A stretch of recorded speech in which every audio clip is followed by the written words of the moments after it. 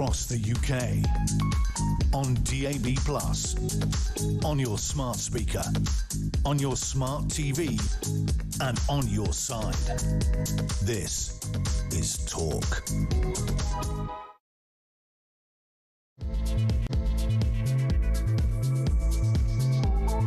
Very good morning. It is Julia Hartley-Brewer's Talk Nation. This is Talk, the home of common sense with me, Julia Hartley-Brewer. Very much appreciate you joining us. It's it's just gone actually at 3 minutes past 10 o'clock. And whether you're listening on DAB Plus Radio or on your smart speaker, watching on YouTube or on your connected device, it is fabulous to have your company today. So much to talk about. A lot of it, focused on what is going on, I suppose, at home and abroad in relation to Ukraine. President Zelensky has arrived in Downing Street to be greeted with big hugs and smiles and handshakes from Keir Starmer. It's all part of a whole display of the European leaders to show that they are on board with Zelensky's and Ukrainian people's needs and wants and demands and hopes for this big Alaska summit tomorrow between Donald Trump and Vladimir Putin, where we're told there may well be a ceasefire deal agreed. I doubt there will be, but the big concern is, of course, if you want peace at any price, which is pretty much what Donald Trump wants, what is the price he expects Ukrainian people to pay, and will they be willing to pay it? I really appreciate your thoughts on all of that. How hopeful are you of a ceasefire in Ukraine? What terms would you expect if you were an Ukrainian? If you were an Ukrainian who'd been fighting to save your country, what would you expect if it was our country that had been invaded? What would you do? Or is peace always worth it at any price? Would you trust anything that Vladimir Putin said, or indeed anything Donald Trump said? I'd love to hear your thoughts on all of that. Give us a call, 0344 499 1000. You can text the word talk and your message to 87222. You can get in touch with us on X at talkTV. Come on, you can do this bit in your sleep as well. Calls are charged at the national rate. Text costs one standard network rate message. We're also going to be talking about the BBC, forced into an embarrassing climb down after Robert Jenrick was branded xenophobic on a flagship radio news programme, a Radio 4's Today programme. Guest Dr. Krish Kandia prompted fury when he used the Thought for the Day segment to criticise a front page of one of the newspapers this weekend, in which Robert Jenrick, the Shadow Justice Secretary, said he worried for his young daughters and defended protests against asylum hotels. It's been edited out, there's been an apology, but isn't it interesting that that slipped through onto the live broadcast? Because, of course, no one at the BBC disagrees with that thought, do they? It tells you everything. Plus, hundreds of thousands of students are receiving A-level, T-level, BTEC National and other Level 3 results today. Results were released at 8 o'clock this morning across England, Wales and Northern Ireland. Scottish Highers, of course, last week. The total number of students accepted to UK degree courses has risen by 3.1% on the same point last year. 439,000 youngsters taking up places so far, according to initial UCAS figures. Good news if you did miss your grades or your kids missed your grades is that there are more places available, including top-notch universities as well, because they've had fewer foreign students, and the market seems to be for the students rather than the universities. Now, whether that is a good thing overall, we'll discuss a little bit later in the show, but very good luck to everyone who's got their results this morning. It's certainly been a tense early morning and a very joyful morning since about 8:05 when we got our child's results. So Philip Ingram, I'd like to say, is joining me. You're long past getting all that stuff. Long past it. Philip Ingram, the former senior military intelligence officer. I have to say, the thing is, no matter how sure you are, you start being very, very unsure about an hour before the results come in. That's for certain. Oh, I was very unsure after I'd finished my exams, because I treated them like my O-levels. I did O-levels. Yes, I did O-levels. Yeah, no, exactly. the annoying thing is, half the people in that control room, they're all going to be going, what's an O-level? Well, you're all going to get a slap after the show. Yeah, and I did as much work as I'd done for my O-levels, and I hadn't realised that A-levels were a level up. Yeah, yeah. Unfortunately, the amount of work these youngsters expect to do now is off the scale. That said, there's always grade inflation, and there still is. I know it's not as bad as it was during lockdown, when, just give everybody a grade A. But congratulations to everyone, whatever grades you have got. Yeah. They will be celebrating tonight in the Hartley-Brewer household, though. I have to say.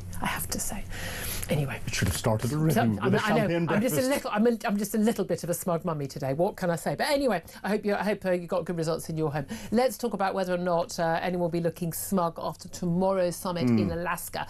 Chosen to be 8-hour flight for Donald Trump from Washington, 9-hour flight for Vladimir Putin from Moscow. It's chosen on American territory. Of course, couldn't have Putin on European territory because he's a wanted war criminal for his events in Ukraine. But this summit is taking place tomorrow. Lot of anxiety, not just in Kyiv, but in actually the capitals of Europe as well. We've seen President Zelensky visit Friedrich Merz in Germany, and today he's already arrived at Downing Street to be greeted by Keir Starmer. A lot of, again, we know, our Prime Minister is very good at the photo call and everything. It's action that people want. But showing support to Zelensky and support for Zelensky's position, with the big fear, of course, that Donald Trump wants peace, because he said he would get peace in Ukraine within a day. Not happening. That was January. It's already August. But that he is basically going to be wound round the finger of Vladimir Putin. He's a very, very wily figure. And that Donald Trump is going to kind of, just basically give away the house and the kitchen sink in return for peace. Tell us your hopes, fears, concerns about what's going to happen in that meeting tomorrow. Well, Putin feels emboldened because he feels as if he's won already by getting the meeting. Not only getting the meeting, but it's going to happen in Alaska. Alaska used to belong to Russia before the Russians sold it to the Americans. And Donald Trump, in his speech talking about it, said he was going to Russia to meet Vladimir Putin. So he's on the back foot already. Putin feels he's at the top table and he feels he's winning on the ground. So he is not going to be in any mood to give any concessions. Why should he? If there's this big question mark of whether or not the US will actually continue to provide enough sort of financial aid for the European countries to buy the military components and the military hardware to send to Ukraine, if Putin thinks that is all questionable, and let's face it, a lot of European economies, we've got our latest growth figures here in the UK, in the doldrums, Germany really struggling as well. They're putting all this extra money into military, but think about the West. We get very weary with wars. We're not very good with body bags. We don't like it when, wars drag on. The media gets a bit bored. The politicians get a bit bored. The public, peace is better than war, isn't it?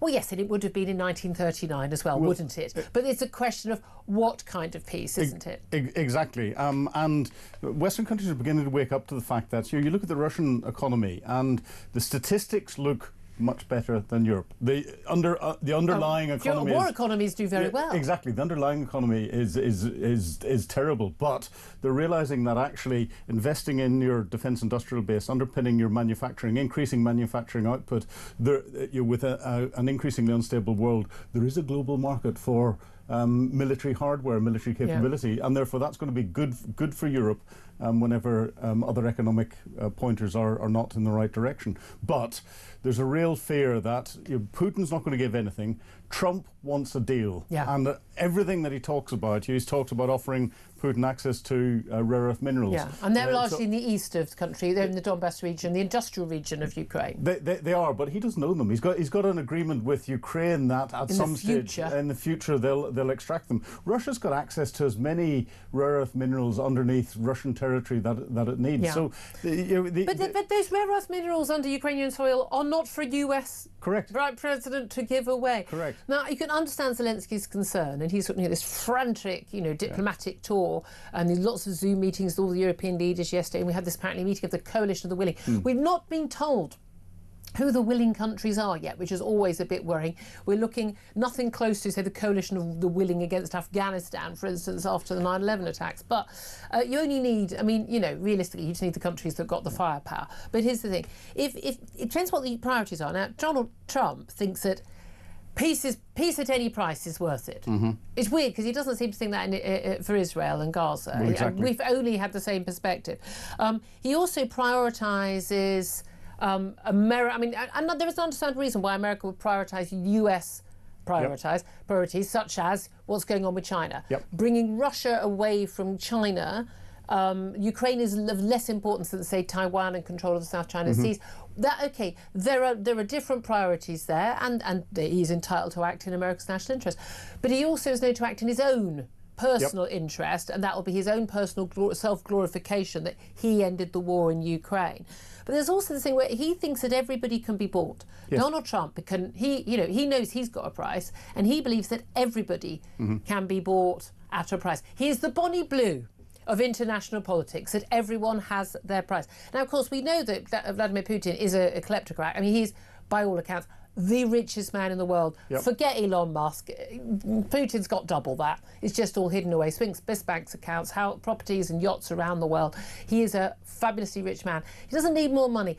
What I think that Donald Trump won't understand is that Vladimir Putin, this is about his nationalistic pride. Yes, status. This is the status. This is about what he believes. He genuinely believes the end of the Soviet Union is the worst thing that ever happened, that Ukraine is not only should be brought back into Russia, that Ukrainian is Russian. Yes. It should be under his domination. And he does not care about human life at all, least of all Ukrainians, but doesn't even care about Russian loss of life. We've seen, something like 1 million men who have been maimed and injured, not killed, as Donald Trump has always claimed, and also 100,000 plus deaths probably combining both sides. This is a very bloody, very horrible war. But this is the thing: can Donald Trump negotiate with Vladimir Putin when he fundamentally doesn't, as far as we can tell, and his aide, Steve Witkoff, they don't get where Vladimir Putin's coming from. Yeah, so he can't negotiate. If you don't understand the parameters and you're not on the same sheet of paper and you're thinking of things from a completely different perspective, you're not in a good position to start negotiating. And that's what's worrying not just European leaders but global leaders. So the coalition of the willing, the main players in Europe, UK, France, Germany, but we've also got Scandinavian countries that are in there. Who have a lot more military capability than many people think. They do. And the Prime Minister of Finland had a big say in the phone call with Donald Trump yesterday. But we've also got Southeast Asian leaders with Japan, Australia, as part of the coalition of the willing as well. And it's a coalition of political willing. Yes, they've got military capability, but that's a second order, third order question, putting military capability Well, in the we're going to have to put our military hardware, our boots, where our mouths are? Hopefully not. If Vladimir Putin gets his way, then at some stage in the future, in the not too distant future, yes, we will, because there will be a larger European war and potentially a global conflict. Why do you say that? Because lots of people say, look, we shouldn't get involved. It's not our war. It's not our problem. We need to end this war, give away the territory. Putin's won. We're not, unless we're willing to go to war and remove him from Crimea and the Donbass region. He's won that. Let's just let de facto borders. Ukraine can get on with the 80% of the country they've got left. Why do you think that won't lead to a long-term peace? Putin's got expansionist policies, and it's not just Putin, it's all of those. And he that has are said them supporting out him. loud. It's not like we're guessing. He's written and given speeches saying and this. he wants the old Soviet Union back, with him as the Tsar at the centre of it. And of course, large parts of the old Soviet Union or the Warsaw Pact countries are now firmly focused on the West. They're part of NATO. They're everything else. Baltic states, Poland. Yes, he's got his ambitions for that, and he won't stop. And he's not going to stop. If there were a ceasefire, and say there was a de facto recognition, if not in law recognition at the United Nations, that he has control of large parts of the Donbass region that he already controls and keeps Crimea, which he's had since 2014, but Ukraine was given a proper security guarantee, as in a proper one steel cap boot over those lines, and all-out war happens, full, like NATO, America, Britain, France, everybody, we will, and if necessary, put our own boots on the ground. Would that be a ceasefire that was worth having? Well, Zelensky's proposed something similar to that. He did that before Donald Trump even got inaugurated. Zelensky came out and said very clearly that he recognised that Ukraine could not take the Eastern Territory back by military means alone. In which case... And therefore he said, we'll park that for diplomatic solutions in the future. So freezing of the front lines at a current state. That's been offered to Vladimir Putin and he's refused it. So he wants more. He wants the bits that he hasn't taken, and he wants them to be given Trump to him. was talking about a land swap, wasn't he? Yeah, exactly. I'd love to hear your thoughts on this. Give us a call, 0344 499 1000.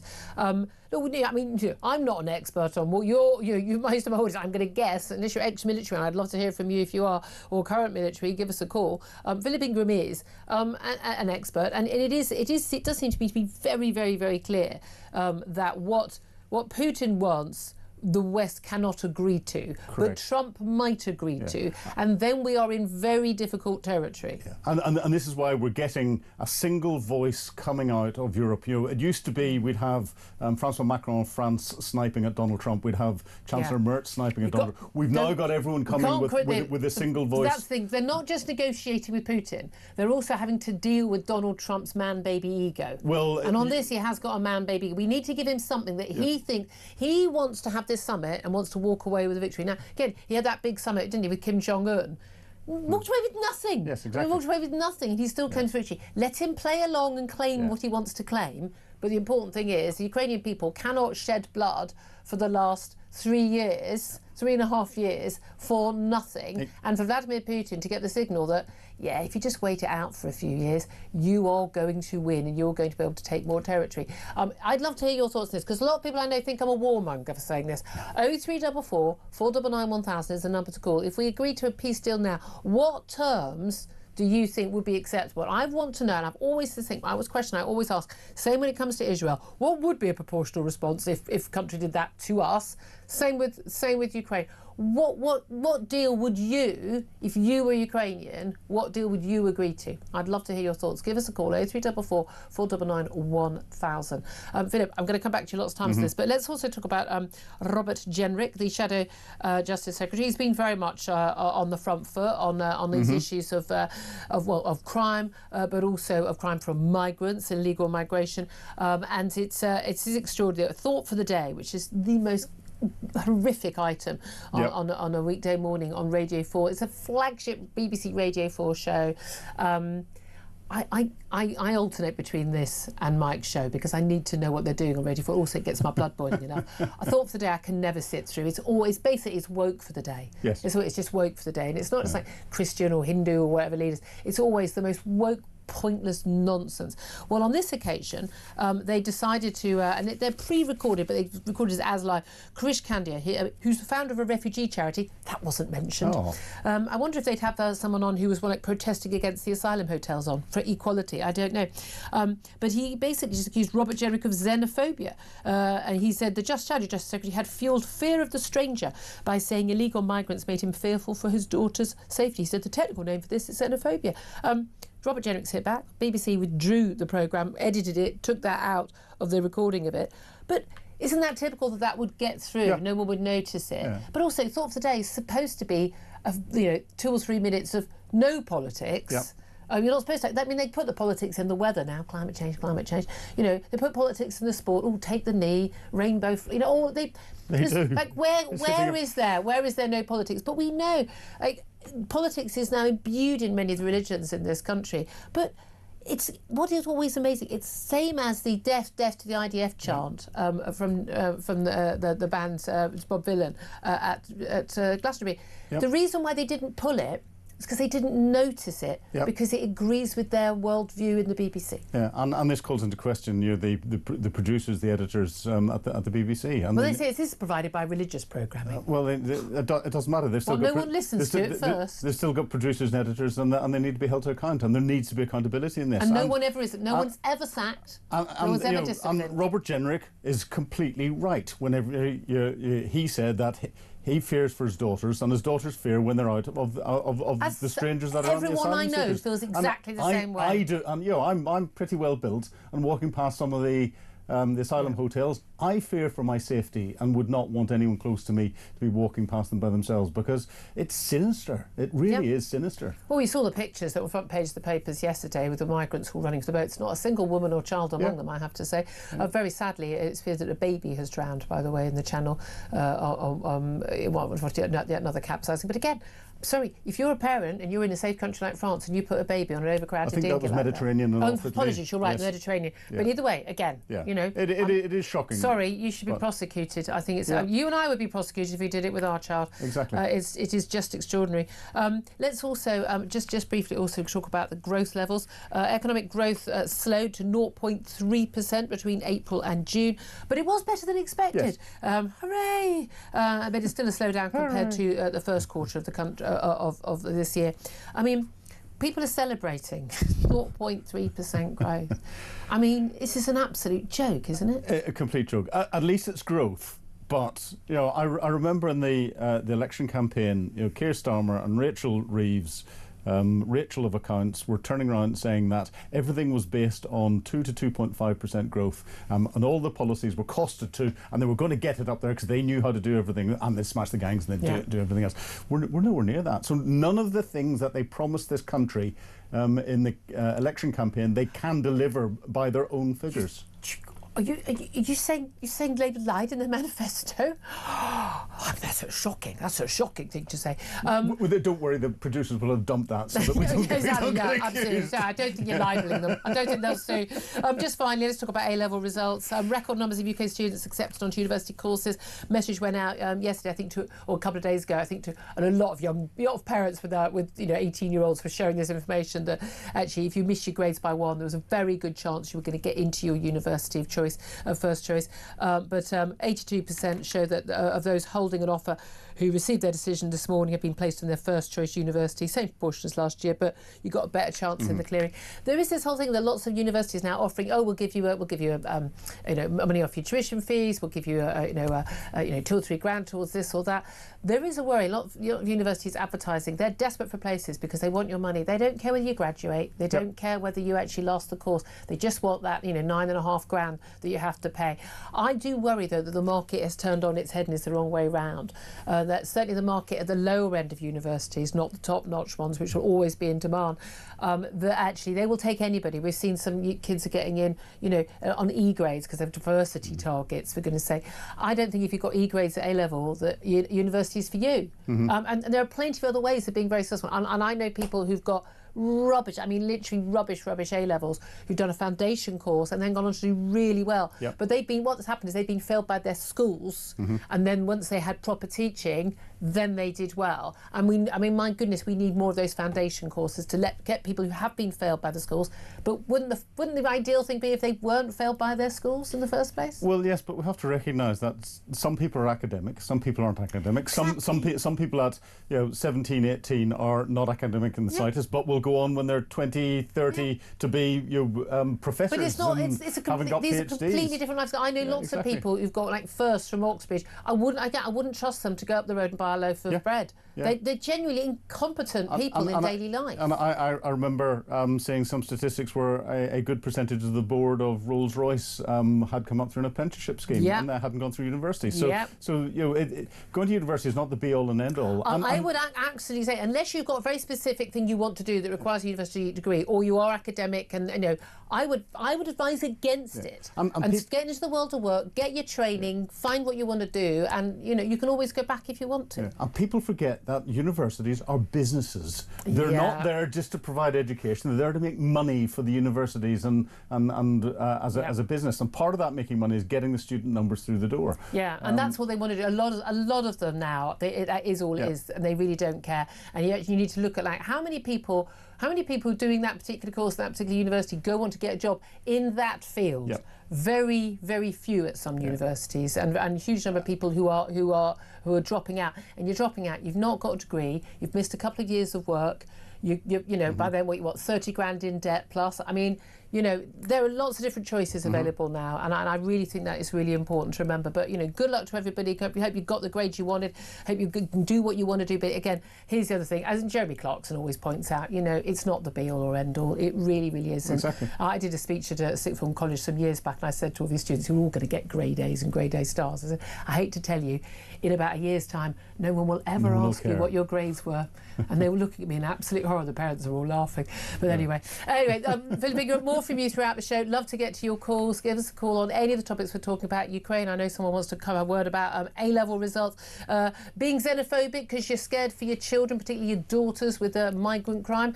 Give us a call, 0344 499 1000. This is Talk.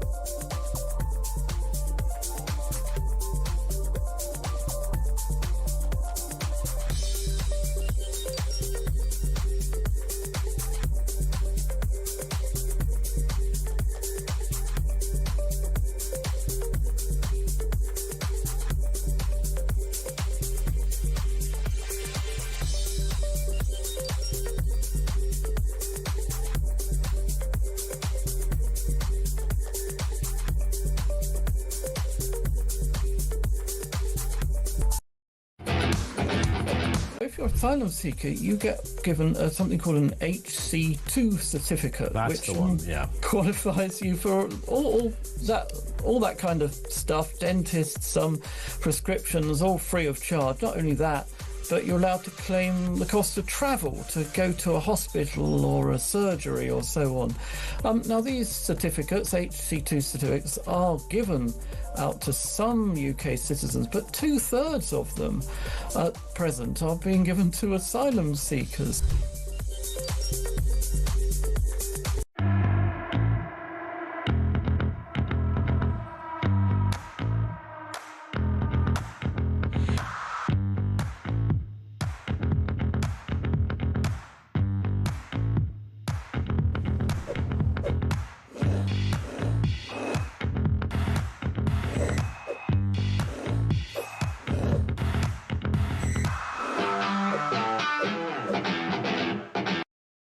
Across the UK, on DAB+, on your smart speaker, on your smart TV, and on your side.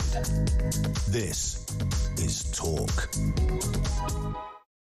Good morning, welcome back to the show. This is Talk. I'm Julia Hartley-Brewer. Philip Ingram's still with me. Just to let you know, Jeremy Clarkson, of course, earlier on did tweet. I should have looked it up earlier. He is annual. I mean, genuinely, the annual Jeremy Clarkson A-level result tweet about how he did so badly in his A-levels. He got a C and 2 U's, and every year he tells us what he's doing today on the day the A-level results come out. And he's tweeted this morning: if your A-level results are disappointing, don't worry. I got a C and 2 U's, and here I am today installing lights for a helicopter landing pad in my garden. I mean, well played, sir. Yeah. Well played. Well, and that's it. You know, that's the reality. Not the be all and end all. Yeah. Actually, let's take a quick call on this before we go to a call on Ukraine. James is on the line from London. He's called us on 0344 499 1000. A very good morning to you, James. So what do you make of the A-level results today? Julia, I'm mystified basically because I wrap myself back to 1997 when Tony Blair changed universities from academia to businesses. Yeah. And this is what we've got. We've got a business model that basically doesn't work. We've taken individuals that can't get A, B or C in their A-levels. And if you can't get A, B or C in your A-levels, going to university, you're out of your depth, you're not going to get anything. No, it's not. I genuinely do think, I mean, it's actually a horrible scam on people who they've been told, go to university, then everything will be great. No, you're just 3 years later to the work, to the market of work, and you've got a massive load of debt. The thing is, the most successful universities in the world are in America, the most high-flying, the ones, to get in, Harvard, Yale's or whatever. They are businesses. But they are businesses that actually go out and put that net out and get the academia into the university, the top students, to make the business work. What we've got here is we've got universities fishing for ease, the dregs of the pool, just so we get the basic tuition fees. It's a joke. We can see it quite clearly. And Julia, can I just quickly say my last point here before I have to go? Does the Malicious Communication Act only apply to people in the United Kingdom? Because we got an individual in a hotel down in London that basically went on TikTok, had 1 million streams, and this person basically is a malicious communication because he's enticing other individuals into this country to break the law. What do? We do nothing. That's a good point. We had the sun splash yesterday. That is a very interesting point. Again, if they can't identify him, his pictures all over the internet. It's a bit worrying. Thank you very much, James. Appreciate all those comments. Let's go to Amanda, who is in Reading. And Amanda, you want to have your say on Ukraine. How hopeful are you about this meeting in Alaska tomorrow? Yeah, I've got 2 points to make. Yes, please. The first one is both Trump and Putin remind me of Little Britain. Putin wanted the Donbass and all that comes with it. Trump wanted Greenland, want that. So Trump really admires Putin and his gall and his absolute menace. You're right, he does admire Putin, yeah. Yes, and it's so frightening. Also, another quick point is that what's happening on our streets and in our shops on a micro level, people deciding to go into shops and going, I want that, and going in and just taking it. Yep. That's what Putin did. So you can't then just go, that's okay, no problem. So yes, you've got people fighting on Russian soldiers are being pulled off the streets, dying. Yeah. Ukrainians are fighting for their lives. So it's just absolutely disgraceful that Putin is allowed to spearhead this just because he wants some award at the end of it. Yeah, Donald Trump wants that Nobel Peace Prize, doesn't he? Amanda, thank you for that very interesting call. Philip, your response to that? No, Amanda's just right. And the trouble is that there are other despots around the world that are looking at helping themselves to the shelves. And if Vladimir Putin is allowed to keep on a permanent basis any part of Ukraine, then Xi Jinping's going to go, well, it's only been 3.5 years of wrath from the international community. I can stand that. And his economy survived. I'm a much bigger economy than Russia and everywhere else. There won't be economic sanctions on China because the world economy collapses at that point. Correct. So he'll go, I'm taking Taiwan. Yeah, that's the reality. Face it now or face it soon. We're in 1930s territory. Wake up, everybody. Very, very much so, and worse. Yeah, 10:33 is time. Take a quick break. Up next, going to talk to a former advisor to Clinton and the Bush administration, Steve Gill, about what we're hoping to get from this meeting. Also going to be talking about that BBC apology to Robert Jenrick for him being called xenophobic and the non-political thought for the day. That's all coming up. This is Talk.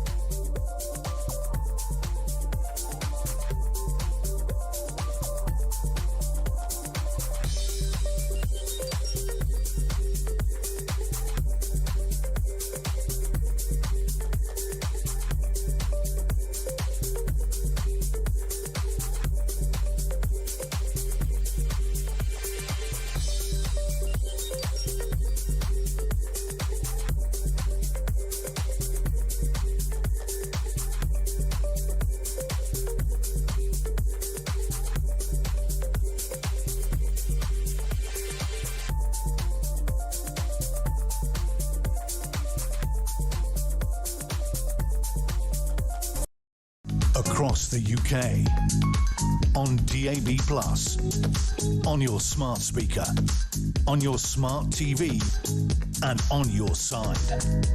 This is Talk. This is Talk. Thank you so much for your company. The home of common sense to me, Julia Hartley-Brewer.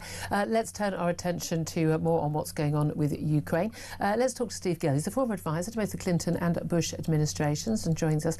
Very good morning to you, Steve. Hey, Julia, good morning. Thank you for joining us. Right.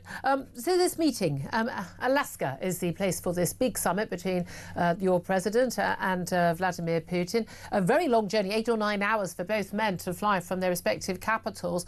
What is the expectation of what will actually come out of this summit? Because we've got a sort of the programme for the talks now, and it's going to be a one-on-one meeting with translators. Sensitive matters will be discussed. The central topic will be the regulation of the Ukraine crisis, but they'll also discuss trade and economic cooperation.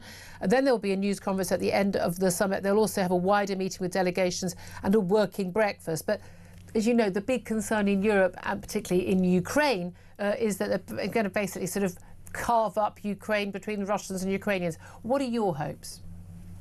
You know, I'm interested that they're meeting at Elmendorf Air Force Base in Anchorage, Alaska. When I was a little kid, we actually lived there. My dad was a career Air Force fighter pilot. So I've actually lived at Elmendorf many years ago.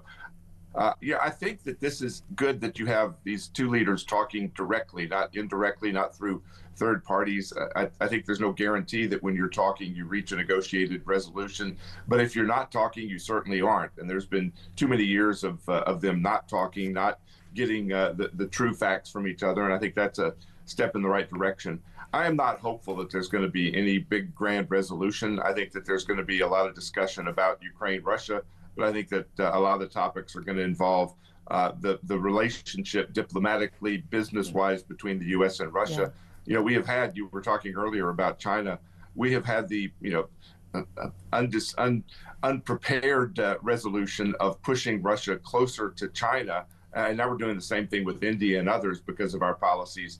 And I think trying to pull Russia back from China, who is our real military, political, and economic enemy would be, a byproduct that would be a good thing out of this discussion if it's possible. I mean, this is the thing, isn't it? That Ukraine isn't the only country in the world, and Russia isn't the only menacing state in the world, and certainly America will have slightly different priorities from European nations, which is why I think, quite rightly, Donald Trump has always been right to say Europe should, be able to fund and militarily provide the protection for its own continent, rather than expecting American taxpayers to pay for it. And I completely agree with him. That always thought he was right on that. And obviously, America's concern is about China. And there is this urge to sort of try and pull Russia away from the clutches of China. Of course, all the economic sanctions following the invasion of Ukraine mean that Russia has been selling more of its oil and gas to China, cut price, and indeed to India. And to India as well. And of course, we're buying it from India, pretending we haven't got the economic sanctions, fueling, of course, the war machine in Ukraine. But isn't there an issue also that it's not just that, say, Ukrainian/European interests don't necessarily ally with so closely with American interests in this in terms of global concerns, but also that Donald Trump's personal interest. He wants the glory of I'm the president that ends wars, doesn't start wars. He wants, Nobel Peace Prize. He wants, mind you, he deserved it more than Obama did. He got one after being nominated within weeks of going into power, having done not a single thing, which is ridiculous, frankly. But he also believes that every man has his price, because he knows he's got his price, and that he can offer these rare earth minerals or offer a deal, an economic deal or whatever, that will keep Putin happy. Whereas actually, what motivates Putin, he's already the richest man in the world with his secret bank accounts and things. What really motivates him is his nationalistic, expansionist policy for Russia. So is there a problem that Donald Trump and indeed his envoy Steve Witkoff, when he's had meetings with Putin, they don't really understand where Putin is coming from, and yet they're the men doing the negotiating? I think that one of the bigger problems here is that, whatever resources Putin has been able to amass, how much has Zelensky amassed? I mean, even he's acknowledging he can't account for $200 billion that's been sent. There's been no accountability. Weapons and munitions that were supposedly sent to Ukraine are turning up in other places. And we had the same in Iraq and the same in Afghanistan and the same in every single war. It's a corrupt part of the world. All former Soviet states are riddled with corruption. Wars always lead to that level of corruption. You know that, I know that. But are we really thinking right now Zelensky is carrying on the war for his own personal financial gain? He's certainly not carrying it on to benefit the people of Ukraine who've been dying. You've got polls in Ukraine of people, they want the war to end. Millions of military-aged men have fled Ukraine rather than fight for their own country. And that's it. And the same in Russia. And that happened in America in the Vietnam War as well. And other Wait. Now, during the Vietnam War, we weren't fighting for our own land. We were fighting halfway across the world. Yeah. There was no interest in us being there, so I can understand why people didn't want to go fight there. Ukrainians will not fight for their own territory. Sorry, Ukrainians are literally fighting for their own territory right now. And again, you say those polls. I've seen other polls saying very different. People want peace. The question is, ask peace all the Ukrainians at what price? in London, Julia. Ask all the Ukrainian men in London why they aren't back fighting in their homeland, why they're hiding in Poland and Ukraine and everywhere but Ukraine. They are not willing to fight for their country. That's why you're seeing men dragged off the streets. Some people aren't willing.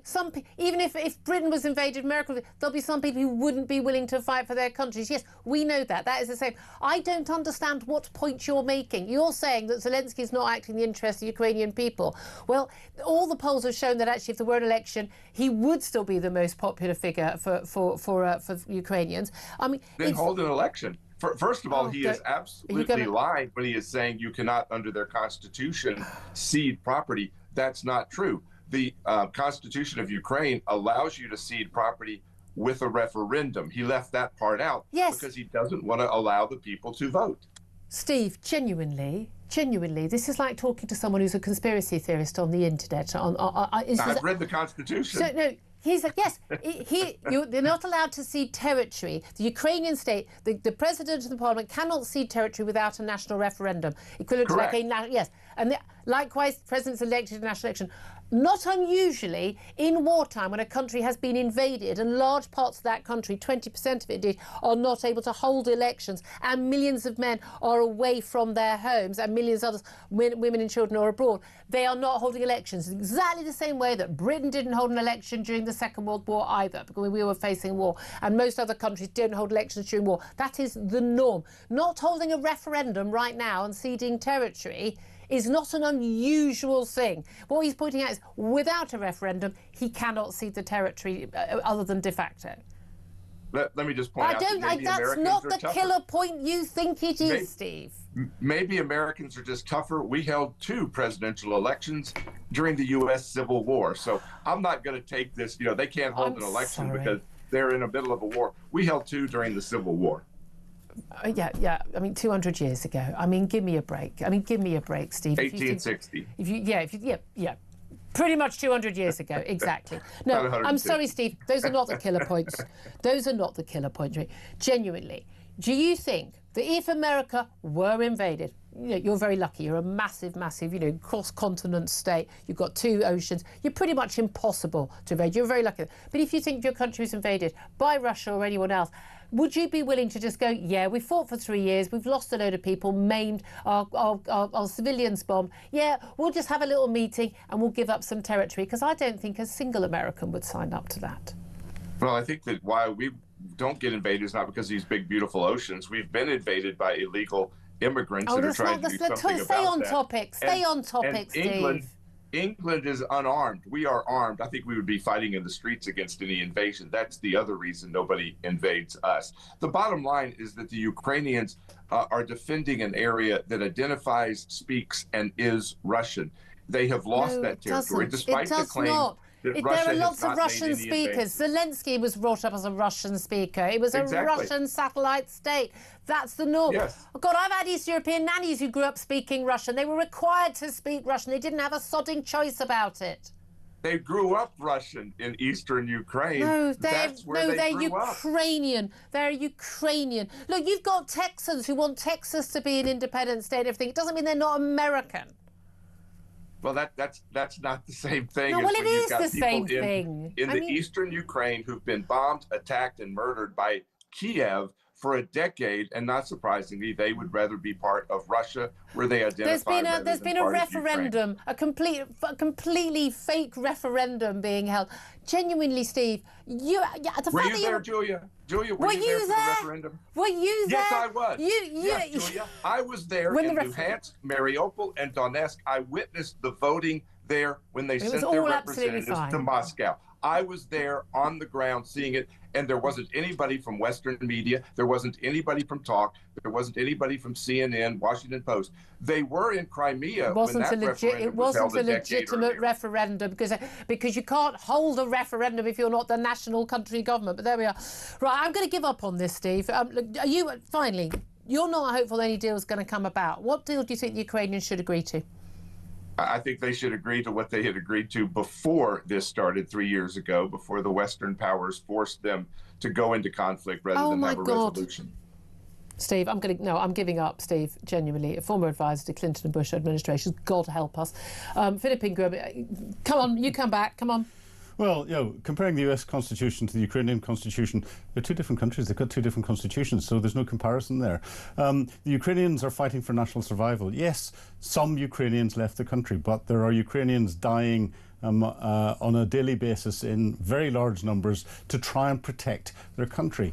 Vladimir Putin is trying to steal their country, and he will not stop there. I don't know where Steve is coming from with all of this.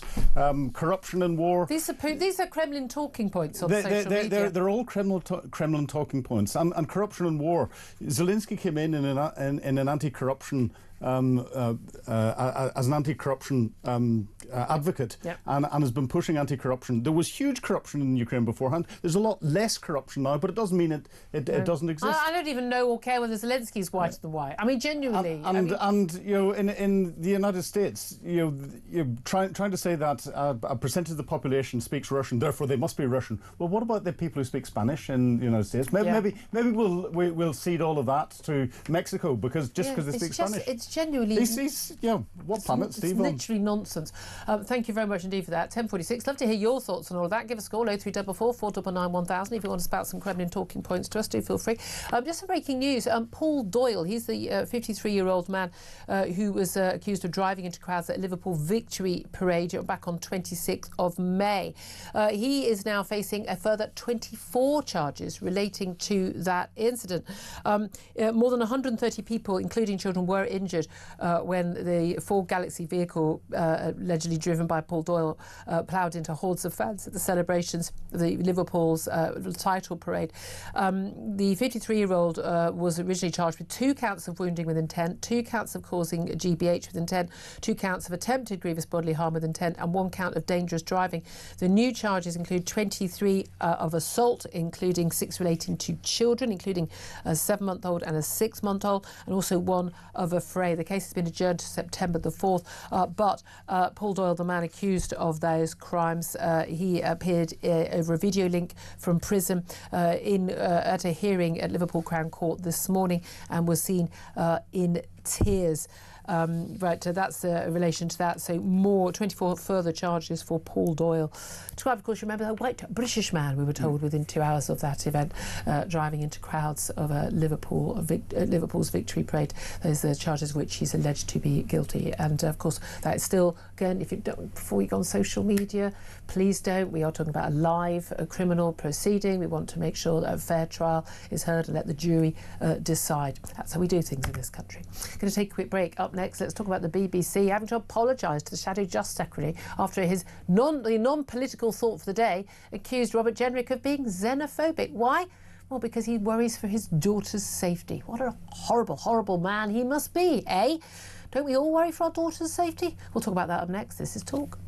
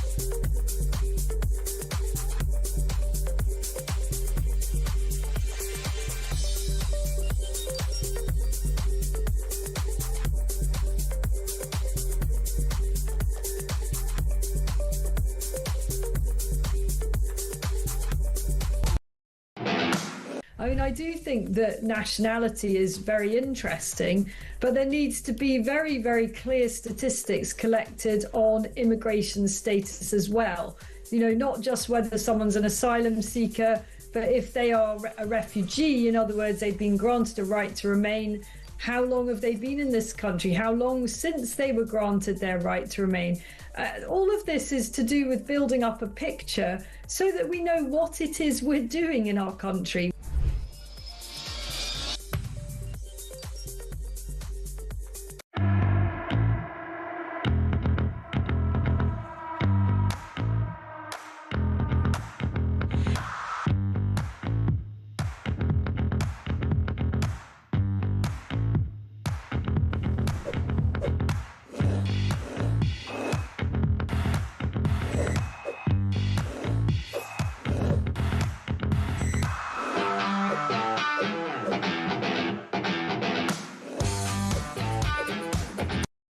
Across the UK, on DAB+, on your smart speaker, on your smart TV, and on your side.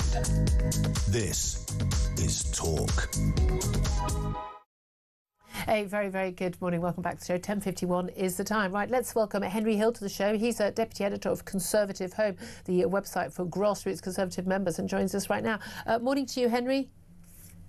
Good morning. Thank you very much indeed for joining us. Well, once again, the BBC, another day, another week, the BBC forced to apologise for something else. This time it's an apology to Robert Jenrick. Tell us why they're apologising. Essentially, what happened was that Thought for the Day, which is a part of the Radio 4 program, which is made crucially by the BBC's religious section rather than its current affairs section. The non-political bit. The non-political bit, yeah. The idea of the show, the idea of Thought for the Day, if people aren't familiar, is that it basically gets on somebody. I think. Right, Henry, I'm going to stop you there. We've got a terrible Henry. Some kind of Henry, I'm going to stop you there. We've got a terrible line. Can we take Henry down and try and get him back up again on a better line? I'm really, really, really sorry that I think that's virtually impossible for you to be able to understand. I'll explain what happened, and then hopefully we'll get Henry back to comment on it. But they had to drop the Thought for the Day segment on the Today programme from their recordings after the guest, who's called Krish Kandia, the founder of a refugee charity, even though, of course, this wasn't stated on air that that's what he was. But he said the Saudi Justice Secretary had fuelled fear of the stranger by saying illegal migrants made him fearful for his daughter's safety. He's got 3 young daughters. And they said there's a word for that. It's xenophobia. Right. Henry Hill, I think we got back on a better line. I've just explained what Krish Kandia said. But Robert Jenrick hit back at him, didn't he? Can you hear me? Yes. Yeah, I can hear you absolutely fine. This is very strange. He said that actually being worried about the people in the neighbourhood where your children are growing up is not a xenophobic thing to do. And I think that the overwhelming majority of voters would agree with him. Yeah. Xenophobia is about hating outsiders per se, right? It's about just like, they're not from round here, that kind of thing. But actually, Robert Jenrick will know, as Shadow Justice Secretary, that there are very good grounds for worrying about some people coming into this country. Not all people, but some people. And I think the fact that this was disparate, and I think the other crucial thing when it comes to the BBC, and look, I'm a defender of the BBC, but the crucial thing is, I think it's an input. Look, there are very few British institutions left, right? I think that we actually are harmed by the fact that we have relatively few British institutions. I'm a critical friend, but I think that it does some important work. It should be, and it should do only entirely important work. I used to be a massive defender of the BBC. I've never been a defund the BBC person, but I think, frankly, their coverage of a number of topics lately, I think they're no longer a British institution. They're a woke institution. But here's the crucial thing that is here. The BBC has impartiality guidelines, and those are really important. The person who said all this stuff did not reveal in the course of this section that they were the head of a refugee charity, right? And so it looked like some independent figure offering they used the word technical. They said the technical word for what Robert Jenrick did was xenophobia, as if they were offering some kind of expert analysis, when they were in fact a partisan who deeply opposes Robert Jenrick's agenda for political reasons, and were allowed to present that view, which is a legitimate political view, but they didn't present it as a political view. Yeah. And I think that's the real problem with this section, and that's why the BBC was correct to edit it. Well, absolutely. Well, they were incorrect to allow it to go out. They say, well, this came from our religious section, so, nothing to do with us, Gov. No, you're really saying to me, no editor, no producer actually heard what was going to be recorded and knew what was going to be said. But the same thing, I made this point earlier, it's exactly the same as Bob Villan when they shouted death, death to the IDF, and Glastonbury, it was allowed to carry out, being played out on BBC iPlayer to millions of people, and no one thought to take it down immediately, was because they didn't think it was controversial. And the people at Thought for the Day who worked there, and I have a number of messages with people off air with people who work there, the majority of people there wouldn't have thought it was a controversial thing to say that being fearful for your daughters because of illegal migrants was a xenophobic and a bad thing to be. That's what they think. So that's why they don't notice that it is a political point. Yeah, absolutely. I mean, there's a wonderful description of progressivism, which is that it seeks to make everything political except politics, and that it tries to take the politics out of that. And the idea is that actually, oh no, these are just the views of decent people. This is just basic rights. This isn't politics. When in fact, the whole point of democratic politics is that everything is up for political debate. Democracy is a means of mediating disagreements. It's actually quite an unromantic form of government. But I think this is the reason that actually complaining is important, because the BBC does have feedback mechanisms, and as we've seen today, the BBC can and does respond to that feedback. Now, you and I might agree that it would perhaps be better if they had a more diverse internal workplace culture, and maybe there was someone in the office who would point out that this was the case before it went on air. But given that that is not currently the case, it is more important that we actually have those external feedback mechanisms. And so if you as a listener hear something on a BBC programme which you know to be wrong or you think to be biased, the BBC does have places where you can complain and where you can speak up, and it doesn't. It might not always do it, but it does sometimes act. Well, I don't think we'll change their minds, but we make it hard for them. I'm certainly on the climate change propaganda they put out, and certainly I would say the pro-Hamas propaganda they put out. People should absolutely be complaining every single day. I literally tear my hair out. I haven't got much to tear out, but I tear it out every day. And I listen to too many of the BBC broadcasts. They were a British institution. I think they're a woke institution now. I don't think they represent the British people or anything Great Britain. I think they're all ashamed of being British. I don't know why they don't just... They're kind of xenophobic against their own country, bizarrely. But Henry Hill, I'm so glad we got the line back up. Thank you very much indeed for joining us. Philip Ingram, the thing is, the BBC, these are always innocent mistakes, aren't they? There's innocent mistake after innocent mistake after innocent mistake. But this has been going on since before Brexit. It's like, this anti-Tory, anti-Brexiteer, pro-migrant, all migrants, are desperate, pro-benefits, and, pro-high taxes. I know the stance of the average, BBC employee. I know the newspaper they read first thing in the morning, and it's The Guardian. I've been in the office. I know where they're coming from, and it shows on air. But they're supposed to be politically neutral. They are not. Correct. And there are so many layers of oversight. When you get into any where things are being broadcast, that it's quite clear that the culture, as you've said, allows this sort of thing to go through, and people see it as normal. And it's only whenever the criticism comes in, they go, we have to edit that. There is something fundamentally rotten at the core of the editorial standards that the BBC are allowing to be broadcast at the moment. That's what I think. I couldn't agree with you more. I really think that they don't see it. They don't see it. Simply don't see it, because again, that's why they didn't think that someone shouting death to the IDF at Glastonbury festival wasn't controversial. Because they don't think it is controversial. And the worrying thing is, it's not just isolated to the BBC. The BBC are front and centre because they're publicly and we pay funded, for them. And we pay for them. But there are other big broadcasters. Sky and ITV are just as bad these days. Absolutely. Again, you can see it in the stance of like, we're going to cut benefits. Immediately it's like some woman who says she can't feed her kid. Always the size of a house. No, seriously, it always is in a food bank, as opposed to like, well, why don't you interview some taxpayers who are struggling, who would really, really like not to be paying for benefits, people to live on sitting on the sofa all day. Just to let you know, breaking news, President Zelensky has now left Downing Street. It really is a whistle-stop tour. I imagine there's not that much to talk about, given that we already know what the stances are of the likes of Keir Starmer and others on the issue of Ukraine. If only Keir Starmer was so strong on Ukraine, on Israel as he is on Ukraine, and if only Donald Trump was as strong on Ukraine as he is on Israel, wouldn't that be nice? I'd love to hear your thoughts on all this. Give us a call, 0344 499 1000. This is Talk.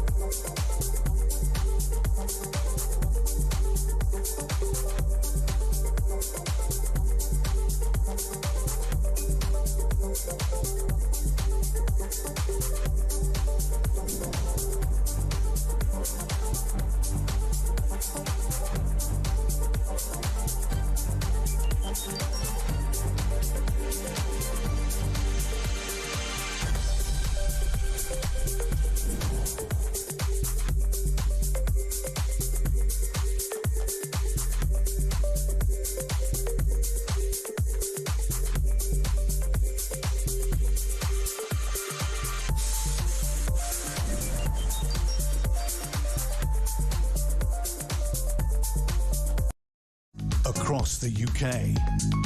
On DAB+, on your smart speaker, on your smart TV, and on your side. This is Talk.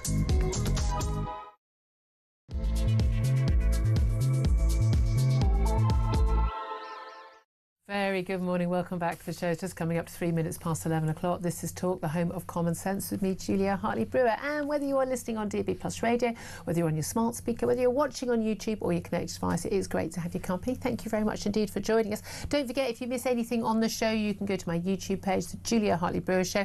Hit subscribe, and then you never have to miss a thing. Coming up in this hour, President Zelensky has left Downing Street. That whistle-stop tour around Europe. He went to see the German Chancellor yesterday.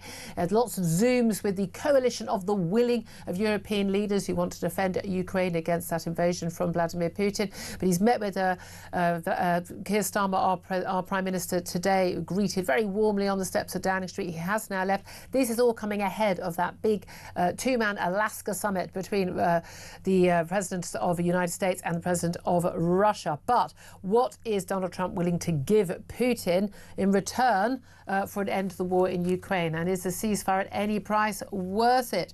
We'll be talking more about that. Plus, we're going to be talking about the Shadow Home Secretary Chris Philp. He said he was confronted by a man with a machete and had glass bottles thrown at him when visiting a migrant camp in Calais. The question is, what does this tell us about some of the people crossing the channel illegally? Oh, do you think Robert Jenrick might be right to be worried for his daughters, for their safety, because these people eventually make it here? Plus, hundreds of thousands of students receiving their A-level, T-level, BTEC, National and other Level 3 results today. Results released at 8 o'clock this morning across England, Wales and Northern Ireland. Highest in Scotland last week, of course. Total number of students accepted to UK degree courses has risen by just over 3% on last year, with 439,180 taking up places so far, according to initial UCAS figures. Good luck to everybody. I say we're certainly a little bit happy in our household. All done. That's it. School is over. We're done. But I hope things have gone well for you and yours on that front. Philip Ingram, delighted to say, joins us. Philip Ingram, MBE, former senior military intelligence officer. Always great to have you in the studio. It's always good to be in. Always great, particularly when military and these sort of big geopolitical battles are top of the news, and certainly Ukraine is top of the news for those people who haven't got A-level grades this morning anyway. Where are we in terms of first of all, what do we think that Keir Starmer and Volodymyr Zelensky discussed in number 10 this morning that hasn't already been said? I don't think they've discussed anything new. It's just probably a readout of how Donald Trump has reacted to the joint call that happened between the leaders of the coalition, the willing, yesterday, and Donald Trump, and President Zelensky was part of that call as well. And Donald Trump has come out and he was asked whether if Putin didn't agree to some form of ceasefire, whether he would come down hard on him, and Donald Trump said yes, he would. But this is the, I think, 6th ultimatum that Donald Trump has given Vladimir Putin, and not followed up with any of them. So Putin is sitting there going, Carry on. Haven't followed up on the other 5, so I'm not going to listen to this one. And again, when he brought down that 50-day date, ultimatum to sort of 10 to 12 days, and then they had the phone call. And then, nothing ever happens. I mean, I've got to say, I would worry about Donald Trump's parenting on that front. Because I've just say, no, need one of those parents. No, yeah, all right. Yeah. And what a surprise. But this is the thing, I'd love to hear from you, because Zelensky has met Keir Starmer in Downing Street today ahead of the Trump-Putin summit on Friday. How hopeful are you of a ceasefire in Ukraine? What do you think, if you were Ukrainian, or let's say we'd been invaded, what would you be willing to do for a ceasefire? No one, apart from Vladimir Putin, who really doesn't care about his own people or anyone else's, no one's sane or psychopathic wants another person in Ukraine, or indeed a Russian conscript, to be blown to pieces on the battlefield. Do we? We want peace, but at what price? What price should we be willing to pay? What are we willing to do to help the Ukrainians? If Donald Trump, what should we be willing to do? If Donald Trump does basically say, yeah, you know what, you can keep what you've got from Ukraine, and no, I'm not going to offer a full-scale guarantee, cast iron guarantee that we're going to protect the rest of Ukrainian territory. And anyway, why would the Russians ever think that was genuine anyway, given that is it the Budapest Memorandum? That Britain, America and Russia all signed up to guarantee Ukraine's borders. When Ukraine gave up their nuclear weapons, gave them back to Russia, they said they could be an independent nation state, and we guaranteed their borders. People are saying, well, we don't have a duty of care. Yeah, we do, and so does America. Don't sign treaties like that unless you are willing to actually back it up. I want to hear your thoughts. Give us a call, 0344 499 1000, text on 87222, get in touch on X at talkTV. Calls are charged at the national rate. Text altogether now cost one standard network rate message. Philip, I mean, I just have no real hopes that anything good's going to come out of this meeting. But I do have worries that this meeting in Alaska, which is an amazing, and was it a 9-hour? No, it's an 8-hour journey from Moscow. No, from Washington. 9 hours for Putin from Moscow. It's a long way from anywhere. That I think they're going to be patting each other on the back. Putin is a wily ex-KGB man. He knows how to he can wind Trump round his little finger. Trump thinks that everyone is motivated by money. He thinks that's the only thing. Putin has more money than the rest of the world put together, all secretly hidden away. He doesn't need money. He wants power and prestige.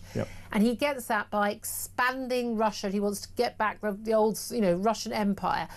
I don't think Donald Trump gets any of that. He doesn't get it. The only deal that Putin wants is a growth in territory and a growth in Russia's reach on a path, and Putin doesn't care whether this happens in his lifetime, but a path to regenerating the old Soviet Union again and getting that at the centre of the world as a global power that Soviet Union used to be seen as, and he'll stop at nothing to do that. And this is where when people are phoning in, it's not just people who'll criticise the war and say no, we should have peace at any cost. What are they willing to give up in the future? What are they willing their children to have to fight for? This is the thing. People think this is a far-off war. No, let's face it, a lot of people go, where is Ukraine exactly on the map? And it's not our problem. Tell us what could happen in the coming years. If let's just say, worst case scenario, well, it's probably not the worst case scenario, but what are the bad scenarios? Putin basically says, right, I'm going to withdraw all aid and all financial aid to anybody for fighting this war. I want peace, end of, full stop. Russia can then say they can take territory de facto. They've already got 20% of the country, so a fifth of Ukraine has been taken, including Crimea. The Europeans are just a bit like, oh, well, without American firepower, we're not able to really do anything, but we'll wag our fingers. We'll absolutely wag our fingers. Stiff letter. Stiff letter, absolutely. We'll have some summits. What are the stages, and over what time period do you think that it does become very much our problem?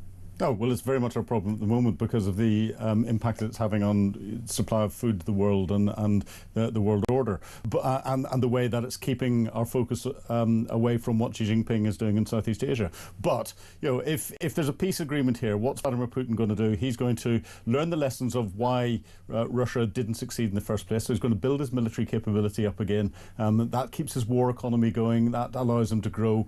And he will probably cement his relationships with China even more, and they'll get into a greater military pact that's there. He will sit and wait until you find Donald Trump has gone and Europe becomes more woke. You have 3 to 5 years looking at, and he'll come back and take another chunk out of Ukraine again. The chunk that he will want to take is that southern Black Sea ports round to Odessa, because that gives him a land bridge then to Transnistria, which is a breakaway element of Moldova, which Moldova is up on Romania's border, another NATO border, but he wants to go and take that. That will be his next objective. But he's working in multi-generational terms. And this is the thing that we don't. China does that. The Islamic lunatics do this. The Hamases, the Iranian Ayatollahs, and everybody else. We think in. Let's face it, 24 hours. We don't even think in 4 or 5 year terms of Donald office. Trump's next tweet. Exactly. And they think, as you say, in generations. That said, he's over 70, 71 now, Vladimir Putin. He hasn't got that many more years. He hasn't, but those that are, in the next layer underneath him, where his successor would come from, are the architects of what's going on. This is not just one man. This is a whole regime. How hopeful are you that we don't have a NATO style, was it Article 5, where we one for all for one, and we will take whatever action necessary. Although again, having read it in full, having prompted by a guest in the last last year. Yeah, it's not quite so clear. Yeah, we will militarily fight for you. But, you know, Finland have been invaded before. You know, Poland, you know, the Baltic states know they're under threat constantly. Again, Vladimir Putin is saber-rattled with them as well. Do you genuinely believe that NATO, including America or not including America, would actually militarily defend Estonia, Latvia, Lithuania? I think, Poland, they're a big country. Would we go to war to defend the Baltic states from Russia? Bearing in mind they have a Russian border, that enclave. I worry that we wouldn't. No, quite simply we would, and it's because we've got triggers there. We've got British forces deployed in the Baltic states at the moment, and therefore, if the Russians did decide to invade, they would engage British troops. And troops from other NATO nations are based there as well. That is a political trigger, because it then means that troops. Should we put boots on the ground in Ukraine? Should part of the pledge, if it were, Putin, you can keep Ukraine. You can keep Crimea. Keep parts of the Donbass region, the eastern industrial region, which is already destroyed anyway. You can keep some of that. Yeah, you'll be able to get those rare earth minerals, out of there.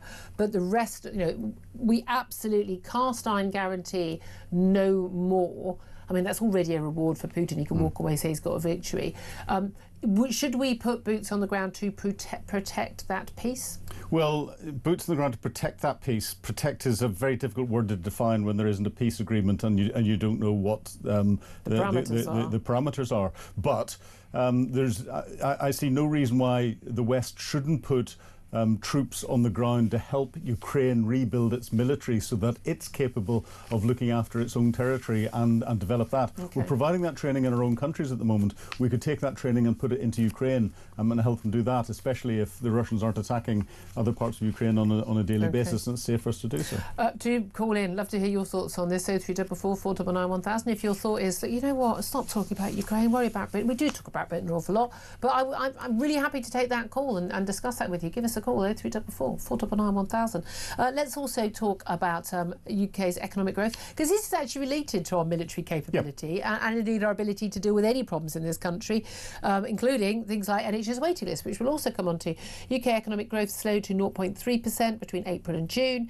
So that's the second quarter of the year. But it's better than expected. It's still a slowdown after the first 3 months of the year, the first quarter. Now, lots of people expected, as Donald Trump had threatened tariffs, that there was a whole idea that the economies have sort of boomed a little bit. Weren't completely flatlining in the first 3 months of the year in many countries, because people were getting orders in before they thought the tariffs were going to come on, and there was that extra production that happened as a result of that. And now we're back. We would expect a little bit of a slump, but when the Chancellor is basically patting herself on the back for economic growth of 0.3%, that tells you just how bad things are, doesn't it? It does, especially when during the election she calculated all of their policies on a 2 to 2.5% growth rate, and we're nowhere near that. And no chance of getting anywhere near that. And you look at a number of most of our policies that are coming out, and this is coming out from business leaders. They are anti-business. We are seeing more and more high street chains going into administration. Do you put a tax on jobs? Exactly. I mean, that's what happens, and everyone told her that's what would happen. Yeah, we've got more and more pubs closing down on a daily basis because they can't afford to pay their staff, and the additional taxes that are there. Well, none of these people have ever run a business. It's an anti-growth economy that we've got at the moment. So she's lucky to get 0.3%. Best chance of growth actually is spending on defence. I mean, that's what Germany's pinning their hopes on. With they're not in the doldrums. It is, and we were saying this on this show before the election. That would be and Rachel Reeves has picked that up. But the trouble is, her and Keir Starmer have come up with this increase in the defence budget. But actually, when you examine it, the Afghan scandal of and the compensation we're given out to Afghans whose data was leaked is going to come out of the defence budget, and the Chagos deal. So actually, when you examine the impact on the defence budget of the next 3 years in real cash terms, it's been cut. It's been cut, and we're not buying any more hardware. We're not employing more soldiers. We're not more fit to fight a war. Again, these people live in a fantasy welfare land where you just fiddle the figures and everything looks fine. They don't live with the reality, and that's what people in the private sector do. Run a small business or a big business. That's what people who work, sharp end of the police or the military or the NHS. You have to actually deliver. They know, someone either lives or dies. You can either defend your country or you can't. You can either, pay your business, pay your staff at the end of the month or not. This is the real world. But the people running the country don't live in it. Yeah, and partially in Keir Starmer and Rachel Reeves' defence, they inherited a basket case in defence. It's been run down so much over so many years. The last Conservative government, the coalition government, the Labour government before that have all run it's spending that we sort of don't see the benefits of. But again, it's like spending money on your building insurance at home or your contents insurance. You only need it when you need it, and people think we don't need it. Yeah, but we do see the benefits from it from a technological perspective. That's true. Lots of our advances come from. We use the internet now. The internet is a military tool. It was designed as a military tool. Yep. The LED light. GPS. With GPS, the LED light that everyone is going, this is saving me a fortune because I'm putting LED lights in the house. It was invented by defence scientific and technical laboratories. Well, again, the main thing is, of course, we do need, going back to growth, we need growth to pay for everything. Yes. So growth in welfare figures, an extra million claiming universal credit we were discussing on the show yesterday, but also tackling the NHS waiting list.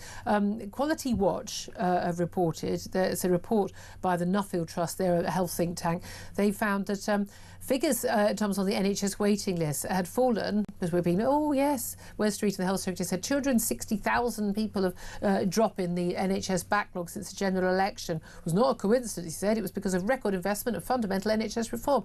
Well, actually, this report from people who know what they're doing says that it actually fell because people came off the waiting list because they either died, moved abroad, or no longer needed treatment, i.e. there was no point treating at that point for that particular treatment, or they had paid to go private, and the public had been misled about why the waiting list had fallen. Now, I mean, this is the reality. Some 2.4 million appointments and operations removed from the NHS backlog. Now, some of this is patients who've moved to a different area. They're on two different lists. This is, people who've moved abroad. Again, people may no longer need that procedure because something else has happened. But at the end of the day, I mean, I know so many people. I know people who have never financially had anything more than a few hundred quid in savings, who have begged, borrowed and stolen to save up, family all donating to pay for private treatment so their loved one isn't living in pain every day waiting a year for an operation or the like. People are desperate, people are coming off the waiting list, but there's no evidence that the NHS is actually delivering more care, despite huge increase in hirings, although I would say not enough at the front line, and a huge multi-billion increase in funding. What's going wrong? It's mismanagement. I know people who are on 4 different waiting lists for the same condition. So, because there's a waiting list for that specialist and that and that, and they've been counted 4 times until they get in that, and some are on more. And this is where, again, we said it whenever the figures came out, and Wes Streeting said that he was going to reduce that. We said you just need to get the management right, because there'll be so many people counted 2, 3, 4, 5, 6, 7, 8, 9, 10 times, but it's the same person, it's the same list. The numbers are all wrong, and it's management across the NHS that's the bureaucracy of the NHS is part of the problem. I think certainly part of the problem, certainly in the London and South East areas, we've imported, I'm sorry, I'm going to say these things out loud, imported the third world. We've got third world bureaucracy. You've got people who are pushing paper who really don't care, and it's just like, here you go. And as I said, I mentioned on Mike's show earlier, certainly with all the cases when I know people who've been waiting for, in my own families, people I've been able to speak in detail about, turning up for treatment, paperwork's not there. Remember the family had cataracts, 2 different cataract operations, 6 weeks apart, and on both occasions 6 people were booked in for the same time. Again, not supposed to do that, waste of everyone's time, but they do that because they know that a third of the people won't have their operation. So 2 of them didn't, in each time didn't have their operation. Why? Their paperwork hadn't arrived because the system, they couldn't get it in time on that day, so they cancelled. They'd go back on the list again. And when a member of my family, because I'm a chip off the old block, basically spoke to the hospital boss, literally insisted on speaking to the chief executive. This is crazy. This is a waste of the consultant's time. This is a waste of everyone's time. You need to sort this out. They kind of shrugged. I had an MRI scan a few years ago for a suspected problem in my back, and I turned up half an hour early because it was a hospital I'd not been to before, and I didn't want to risk not being able to find parking.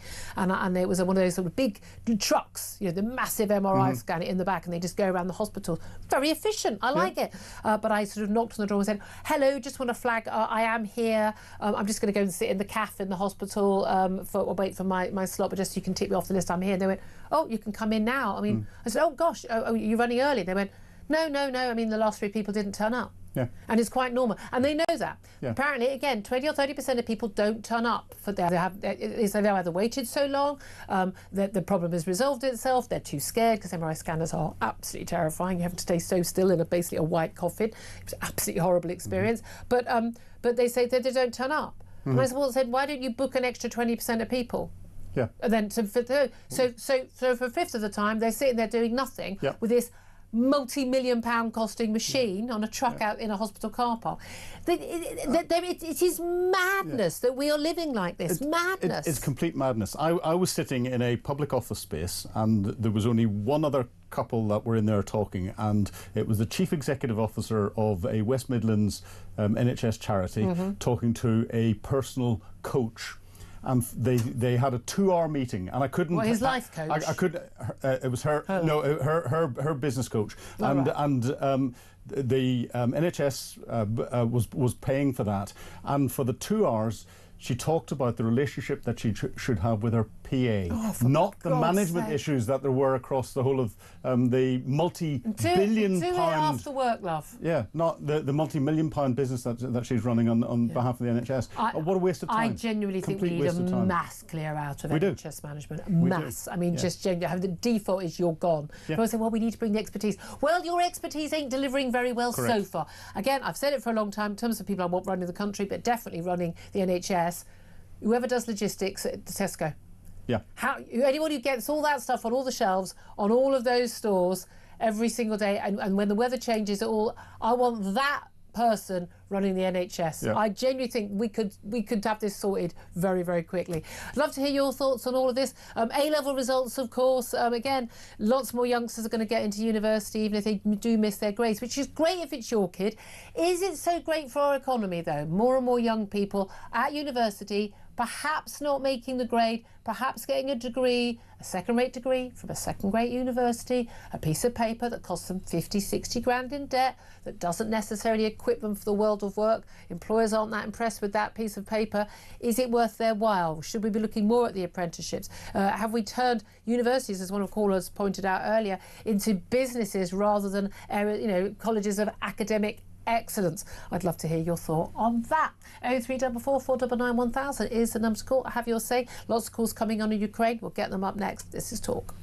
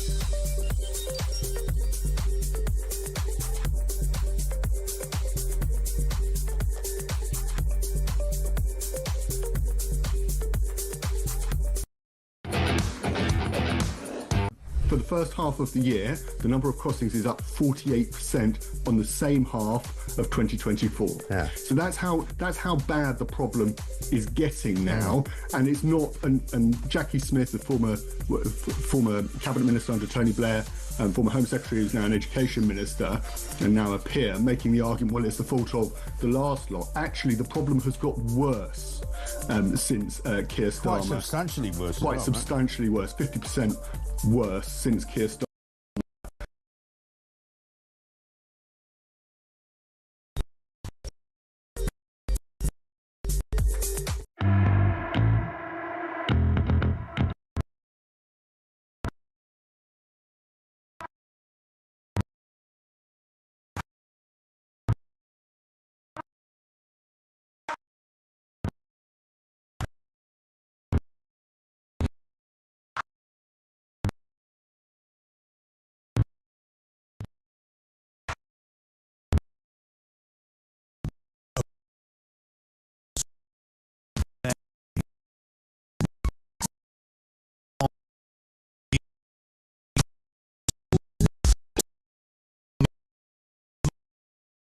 This is Talk. Welcome back. I'm Julia Hartley-Brewer. Philip Ingram's still with me as well. Lots of calls coming in on Ukraine, but of course you're welcome to call in on any of the topics we're talking about today.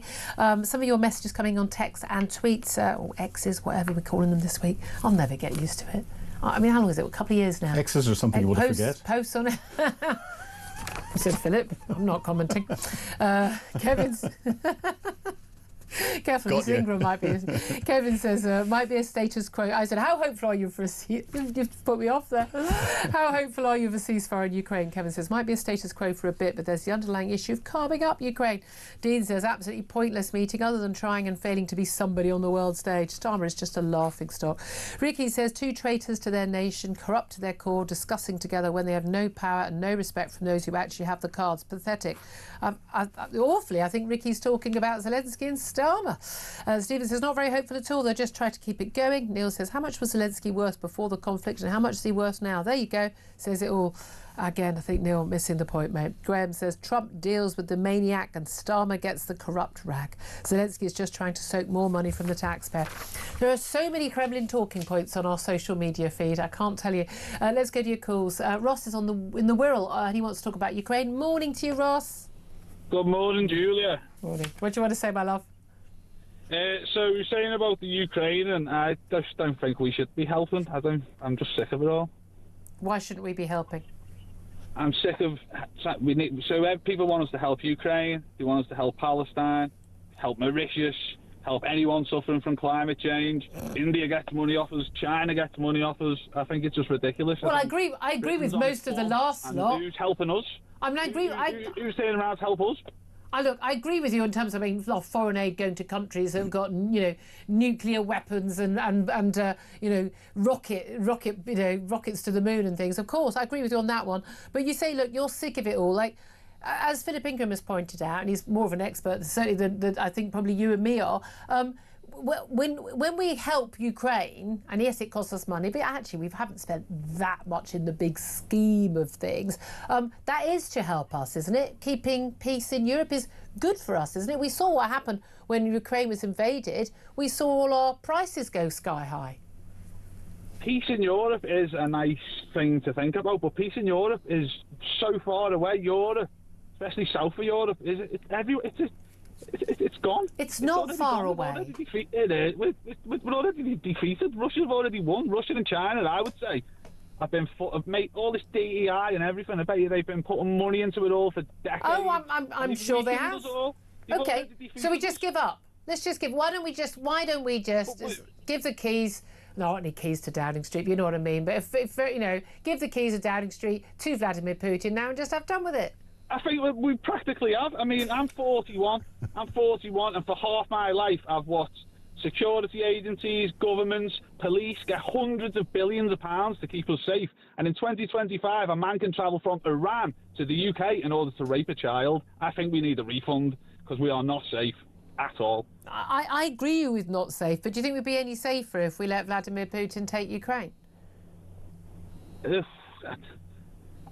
I don't know. That's their war, isn't it? Well, you say it's their war. If England and Wales started having a war between, if some county in England starts, I don't know, taking hostages or something, and then they're armed, and then another state starts saying, "Oh, we should fund them people because they deserve a right to self-defense." We're in the same part as Obama giving money to Syria to help ISIS. It's crazy. The whole thing's crazy. I can understand a lot of people will agree with you and just say, look, again, like, who's helping us? I do agree with it, but I think us helping Ukraine is helping us. But I so appreciate your call, and I absolutely understand the exasperation. Ross, thank you for that. Herbie's on the line in Harrow. Hello, Herbie. What do you want to say? Yes, good morning. Well, Julia, we're in crisis.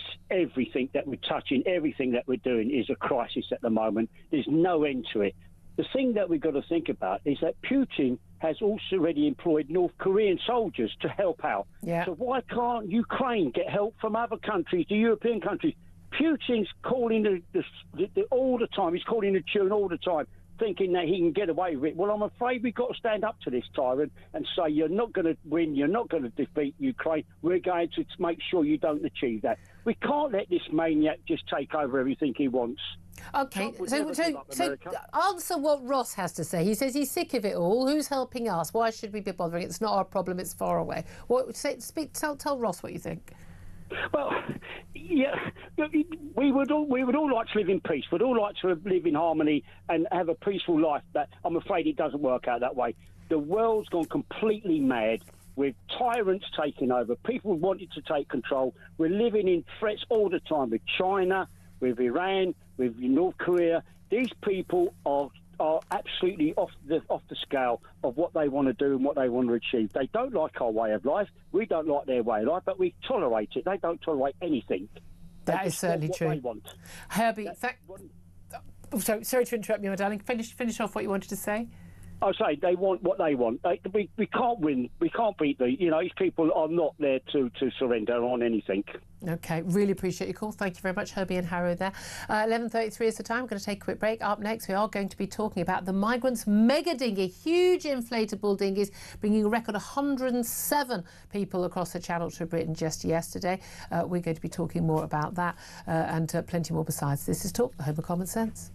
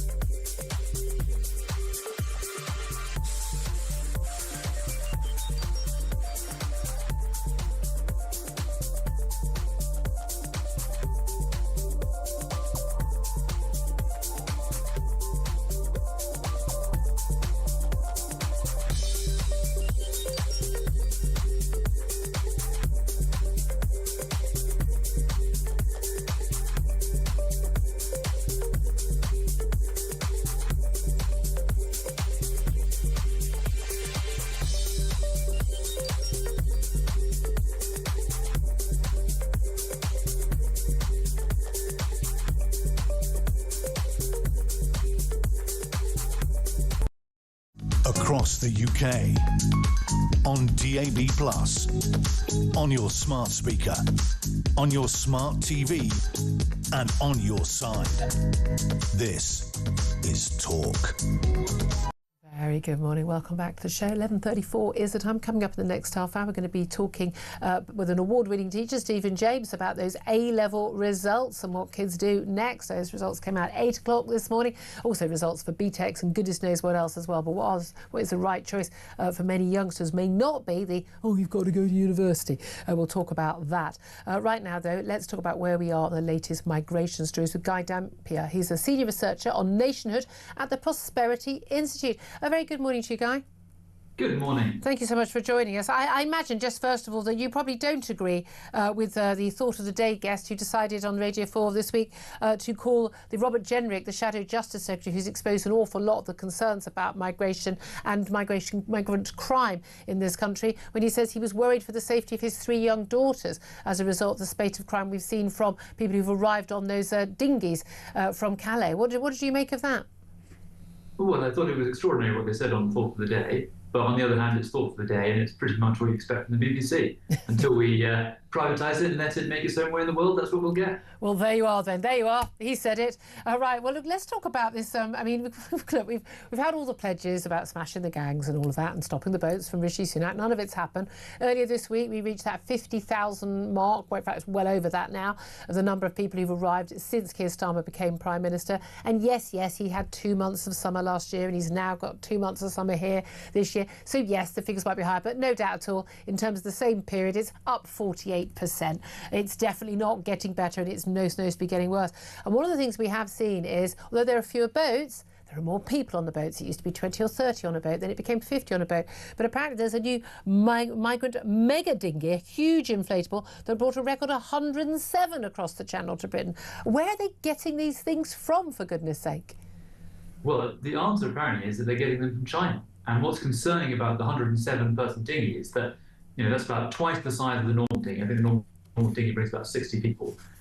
You don't build a dinghy like that. There's no purpose for a dinghy that size except for doing this. So what it shows is that they'll be able to talk to suppliers in China and get them to build specialised dinghies just in order to break into our country. Yeah, which should be quite worrying. And of course that ties in actually the conversation we've just been having about Ukraine and Russia, that actually, you know, the Chinese and the Russians are very much fueling an awful lot of this. They're very happy for us to be totally undermined and have our borders undermined and to sowing dissent within our country. This is all part of sort of a black ops operation as well.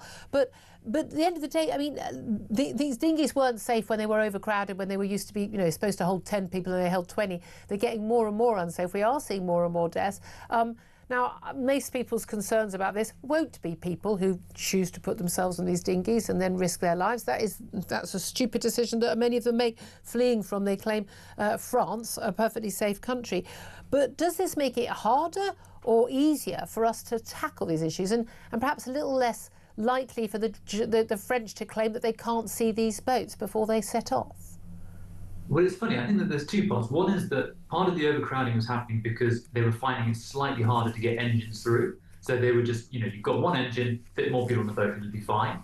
So in one sense, that shows that some of the anti-gang techniques might be working, but they've adapted. So now you only need one engine, but you have a much bigger boat, so it's less of an issue.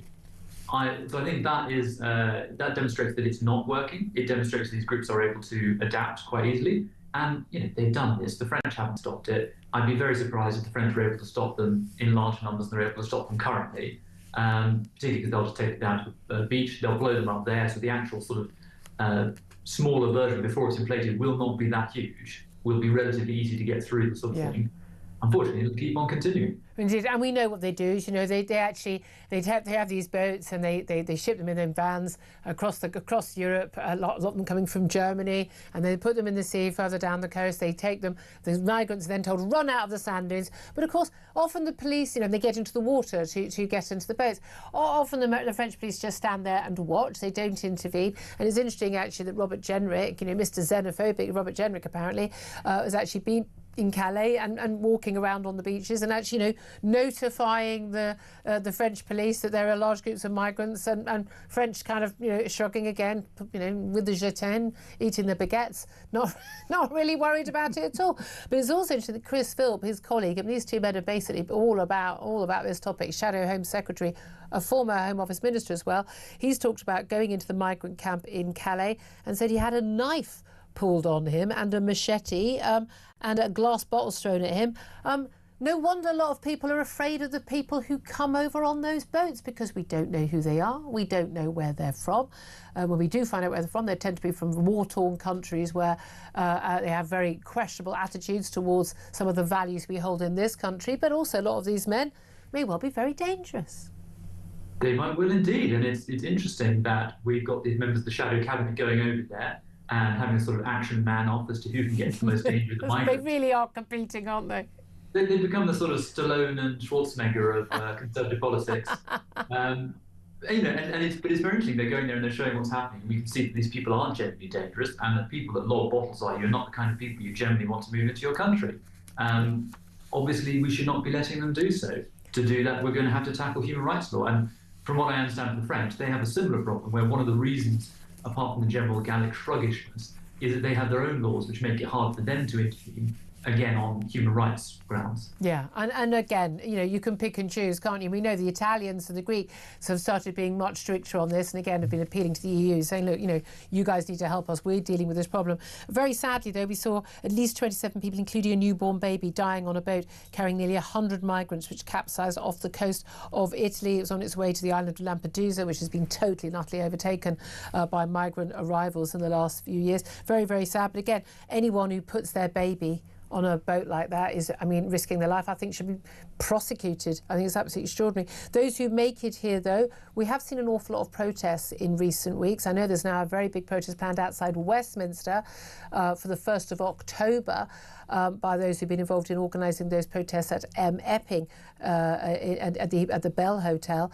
You know, we've seen yet again more and more charges and accusations of sexual assault. We've even had charges of rape involving 2 men who are Afghan asylum seekers accused of raping a 12-year-old girl in Epping. That's what sparked those particular protests which we saw, which have now spread to, I think, 15 different cities around the country.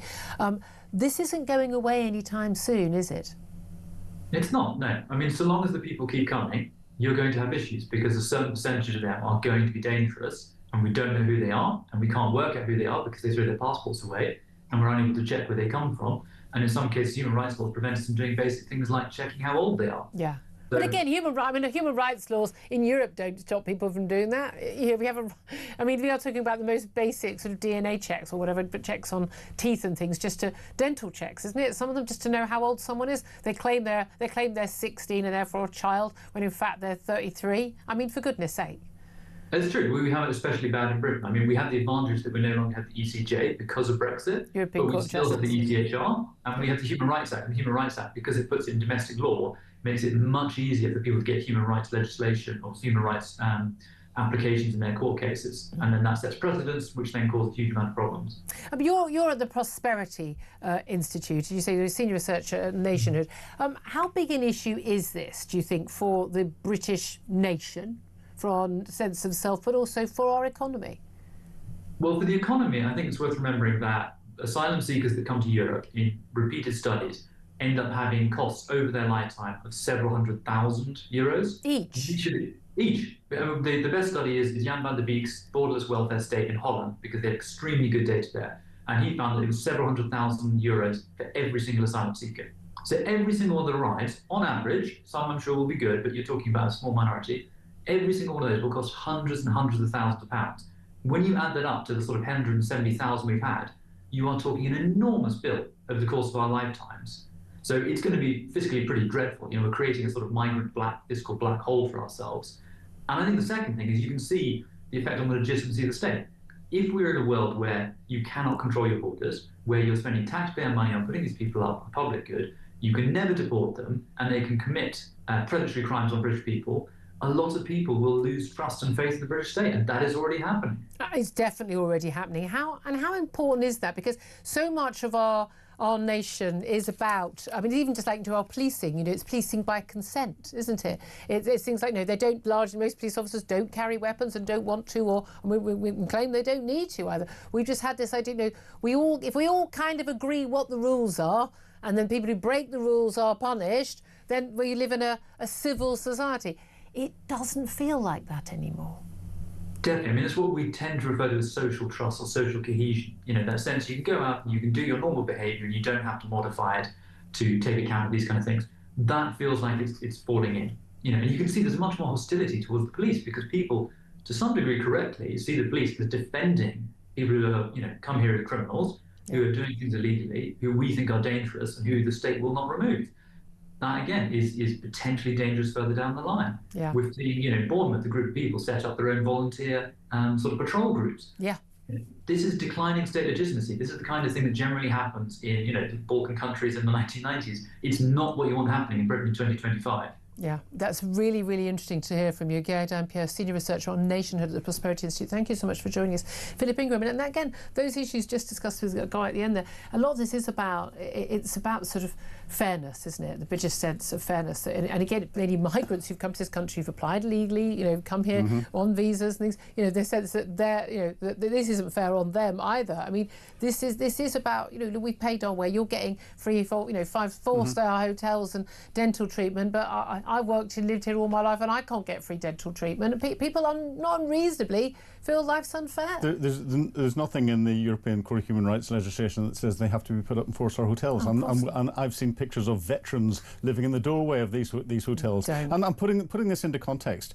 A lot of the people are being pushed across the channel by the criminal gangs. The criminal gangs are backed by nation states that want to cause the destabilisation that we're seeing in this country. It's here. It's fact. It's destabilising our country politically. And they also push all the woke stuff because they know that it's sort of end of empire stuff of sort of mad thinking, isn't it? And if we look at the numbers that have come in from the 28th of July, it's the last 2 weeks where they've gathered the numbers. There's been 2,444 individuals who've crossed the channel. That is 4 light infantry battalions of fighting age men. I think you'll find in 2 if you weeks. check with the government, they're mostly women and children. Or brain surgeons. Yes. Brain surgeons. I just don't think you're paying attention. The problems we're importing. Robert Jenrick was talking about how scared he is for his daughter. I'm scared for the country. Yeah, I really am. I'm scared for both. I absolutely am. 11:47 is the time. We're going to take a quick break. Going to talk about A-levels up next. This is Talk, Home of Common Sense.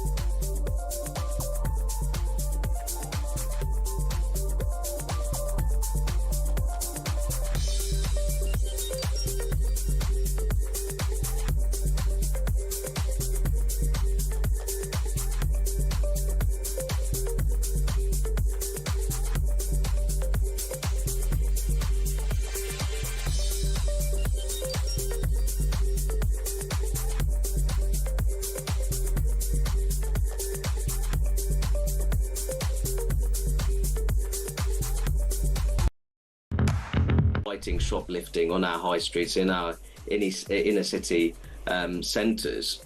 These responsibilities and duties should be outsourced to ordinary members of the public. And I have a real problem with that, because firstly, it seems like we're ultimately giving up on the bread and butter of neighbourhood policing, especially when it comes to crimes such as shoplifting, which, to be honest, on many high streets, shoplifting has become de facto decriminalised. Such as the absence of neighbourhood policing.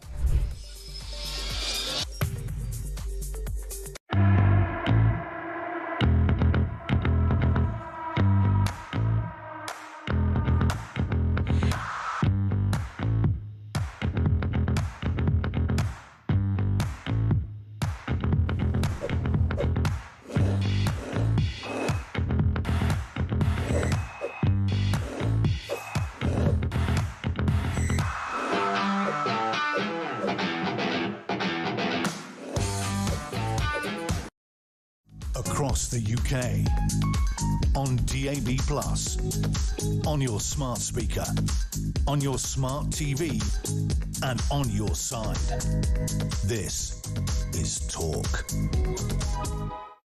A very, very good morning. Welcome back to the show. 11:49 is the time. Let's talk A-levels. Yeah, it is A-level results. They're not just A-levels, though. Often everyone forgets the other exams that many youngsters have taken. T-levels, BTEC, National and other Level 3 results.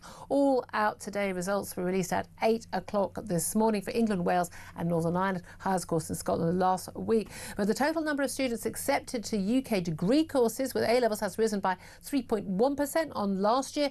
439,180 taking up places so far.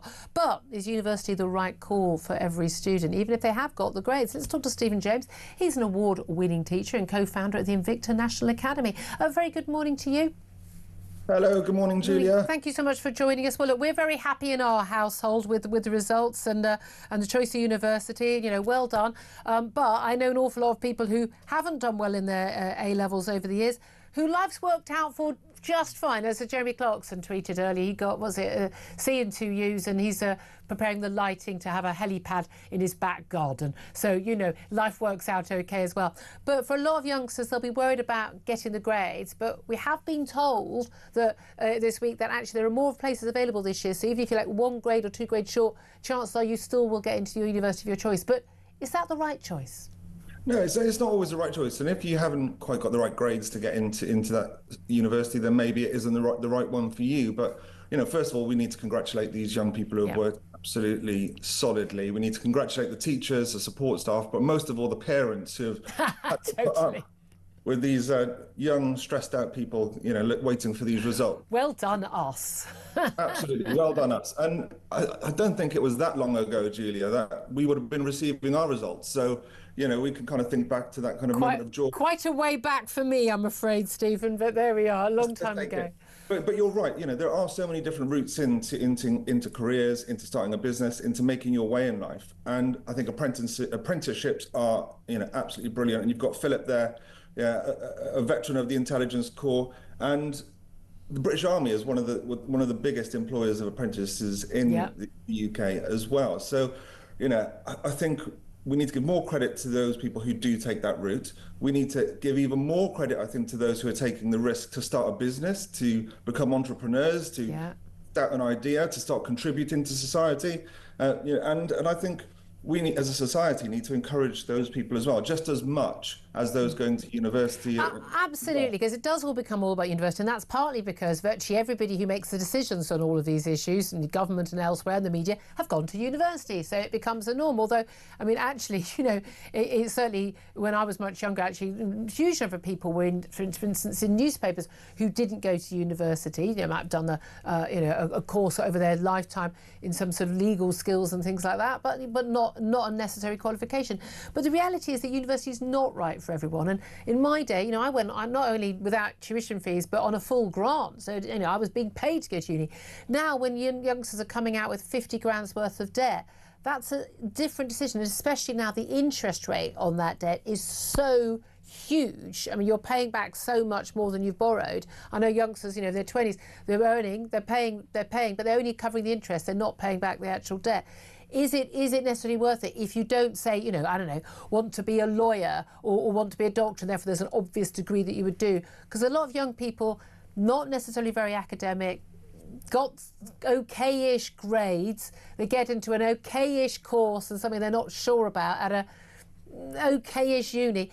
I'm not sure that piece of paper they come out with is necessarily going to get them further ahead, and they're 3 years behind those who've started work, and they're in 3 years worth of debt.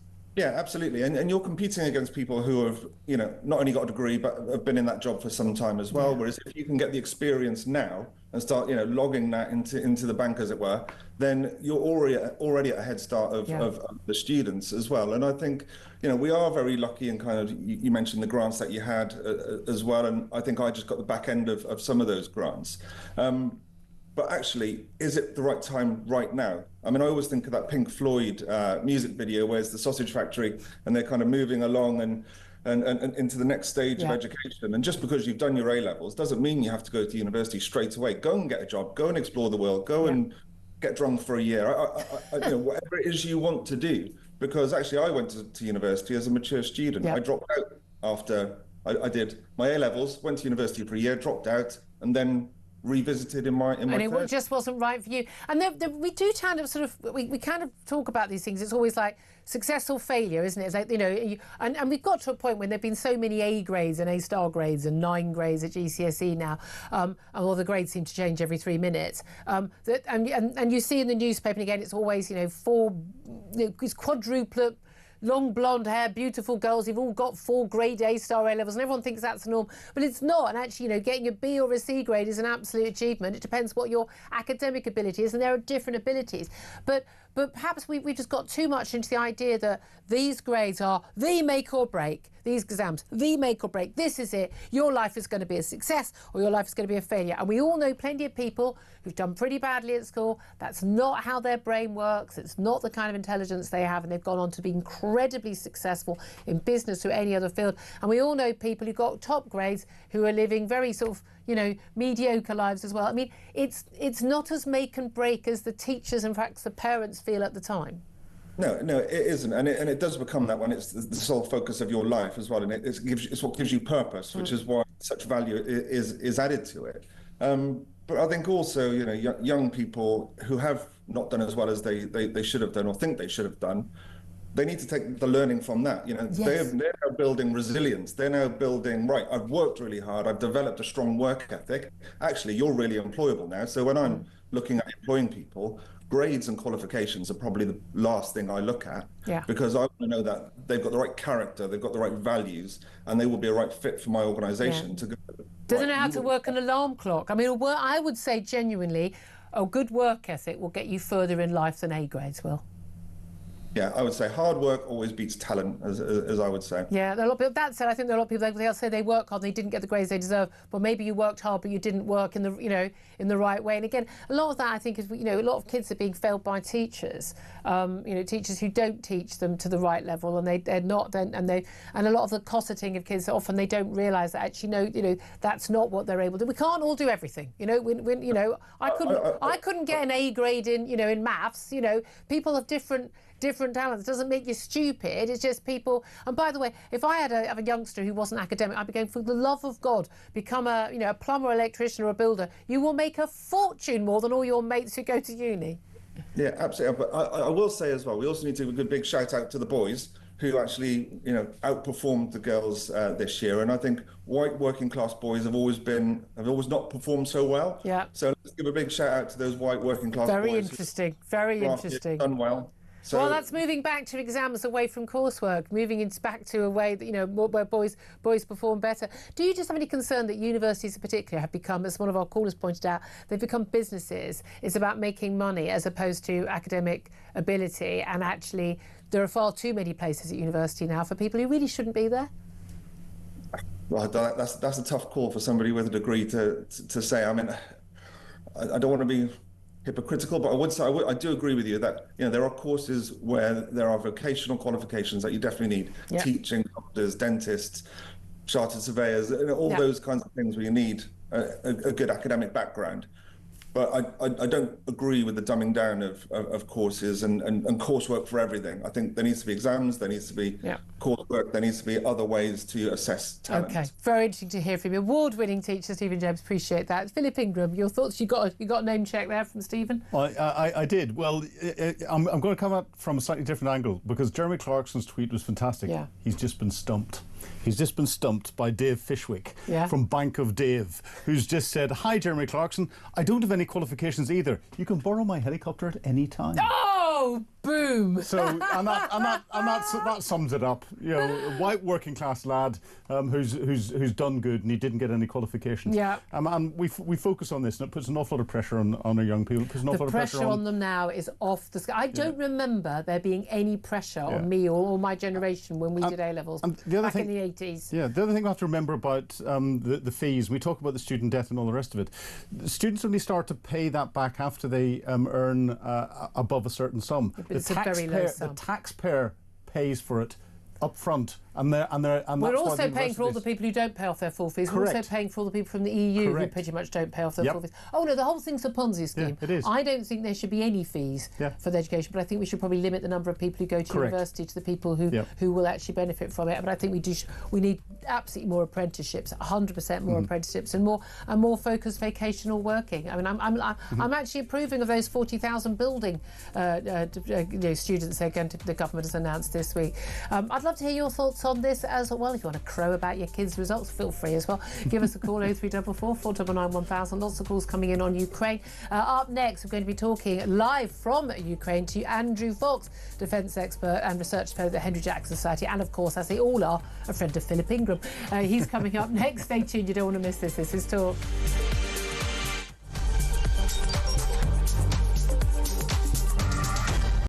My message to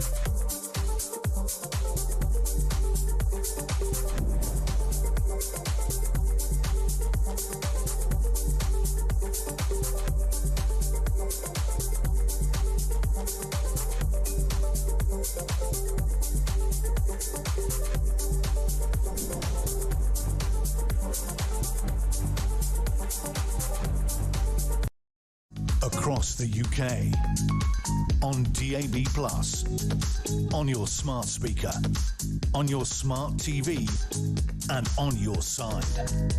This is Talk.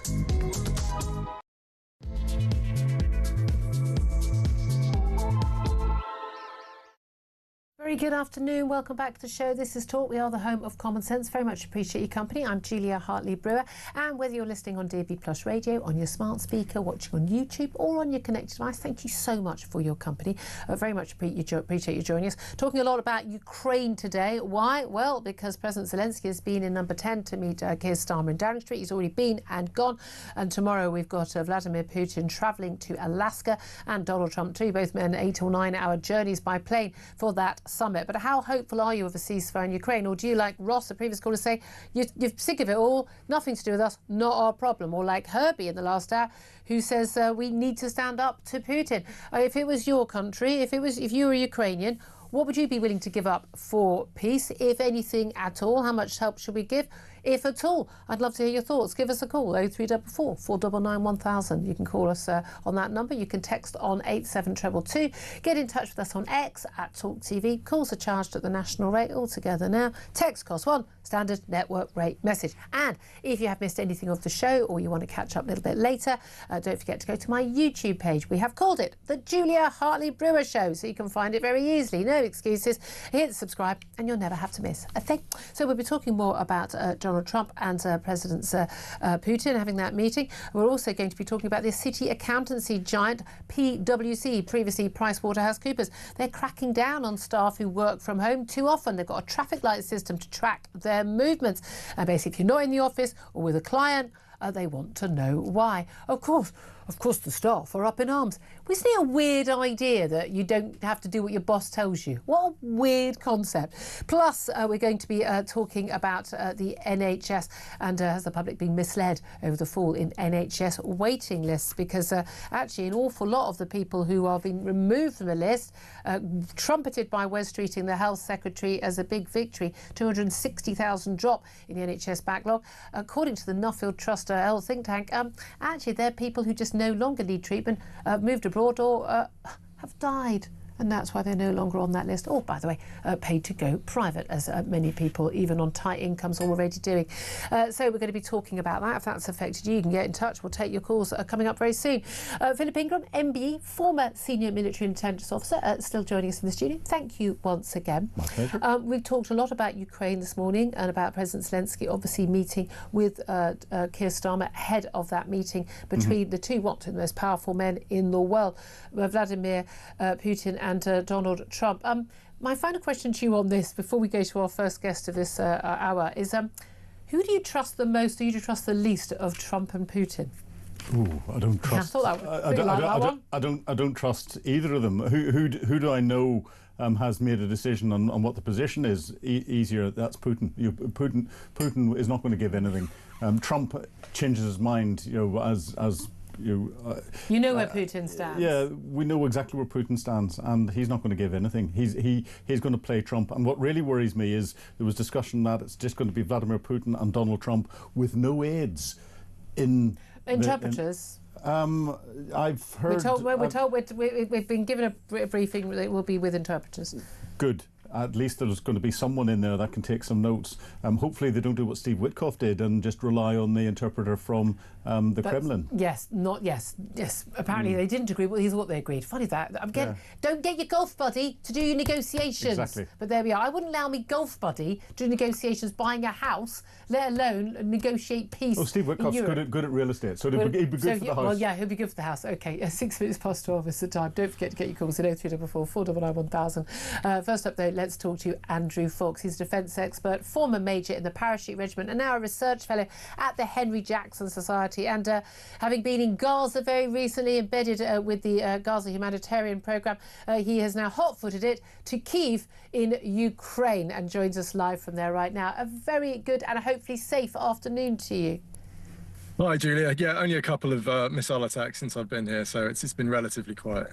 He just casually throws that in, doesn't he? But that's the reality of life in Ukraine. It's amazing the people who march on the streets, the people of Gaza, but not remotely concerned about women and children being killed in attacks on civilians in Ukraine. Let's ask you, what do you make of this meeting coming up in Alaska, the summit between Vladimir Putin and Donald Trump? What do you think is going to happen? Who do you trust? Who don't you trust, if any?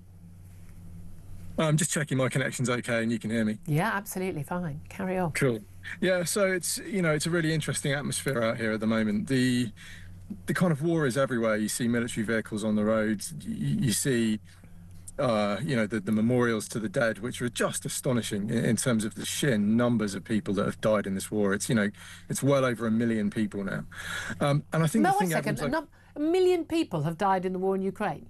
Yeah, on both sides. Those aren't the official figures I've seen. That's what they're briefing to me anyway. Off this kind of, it's an astonishing number of people. But I thought that was casualties. It included wounded. Yeah. Sorry, shouting over my shoulder. Yeah, it is casualties. My bad. But the point is, Russia are absolutely not a faithful interlocutor here. They're not a trustworthy partner. They're not a side in this war that has behaved in any trustworthy manner. They've adhered to none of the laws of armed conflict. They've abducted tens of thousands of children to be re-educated in Russian indoctrination camps and resettled with Russian families.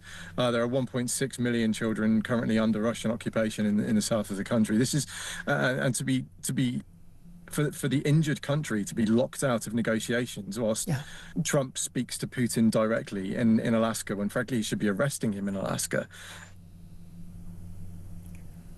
We were doing okay with the connection. It's just failed us, but we'll hopefully be able to get it back up. I mean, this makes a very point. I mean, Vladimir Putin, Philip Ingram, is an indicted war criminal for numerous acts. I mean, we know that the use of the targeting of civilians, deliberate targeting of civilians, not targeting, like the idea targeting Hamas, and they deliberately used civilians as human shields, but the abduction of children, the most outrageous, very well documented, most outrageous act of war, the use of rape as a weapon of war as well, and that's been well documented as well in Ukraine. Outrageous. Apologies. I think we have got Andrew back. Andrew, you were saying, you should be arresting him. That's one of the reasons why, of course, Vladimir Putin can't come on European territory, because he would face arrest. But in terms of, we've got Zelensky. He's been in Berlin. He's been on these Zoom calls with the Coalition of the Willing. He's met with Keir Starmer, the Prime Minister, in Downing Street this morning. What are his best hopes for this meeting? Because a lot of concern that that Vladimir Putin will play and string Donald Trump along, and Donald Trump will basically offer anything for peace at any price, so he can claim he's brought peace. So what's Zelensky's best hopes? Well, I think his worst hope, as you say, is a sort of Yalta conference where Ukraine is divvied up without Ukraine having any say in the matter. At the moment, I think the best outcome for this negotiation with Trump is that there is no agreement, quite frankly. I don't think there is a good outcome from this conference, and it needs to be on Ukraine's terms, because they are the injured party who are valiantly defending their national sovereignty and their borders. And if Ukraine don't get a say in the matter, then that's the end of it, as far as I'm concerned. And that seems to be the view of the European leaders, saying he should be at the table. Donald Trump has said that in future meetings he can be at the table. But Donald Trump has changed his tune in terms of, there was this 50 days until a ceasefire, or, all hell's going to break loose in terms of economic sanctions, and in particularly these sort of secondary sanctions on countries like India, possibly China, who are buying up the oil and the gas that is giving them money to Vladimir Putin to fund his war effort in Ukraine. But then he's kind of backtracked, and now it's a listening exercise. But Steve Witkoff, his envoy, has already gone to Moscow and listened, and apparently not taken notes and been a bit confused. But a man who doesn't even know where Crimea is, and thinks it's in the Donbass region, a bit of a worry. But what is the purpose of a listening exercise with Vladimir Putin? I think it's presentational. We know that Trump's priority is Trump. The outcome of this war is not something that I think he loses any sleep over. And if we look at the previous deals he's made around the world, This is one of the worst negotiators in the history of foreign affairs.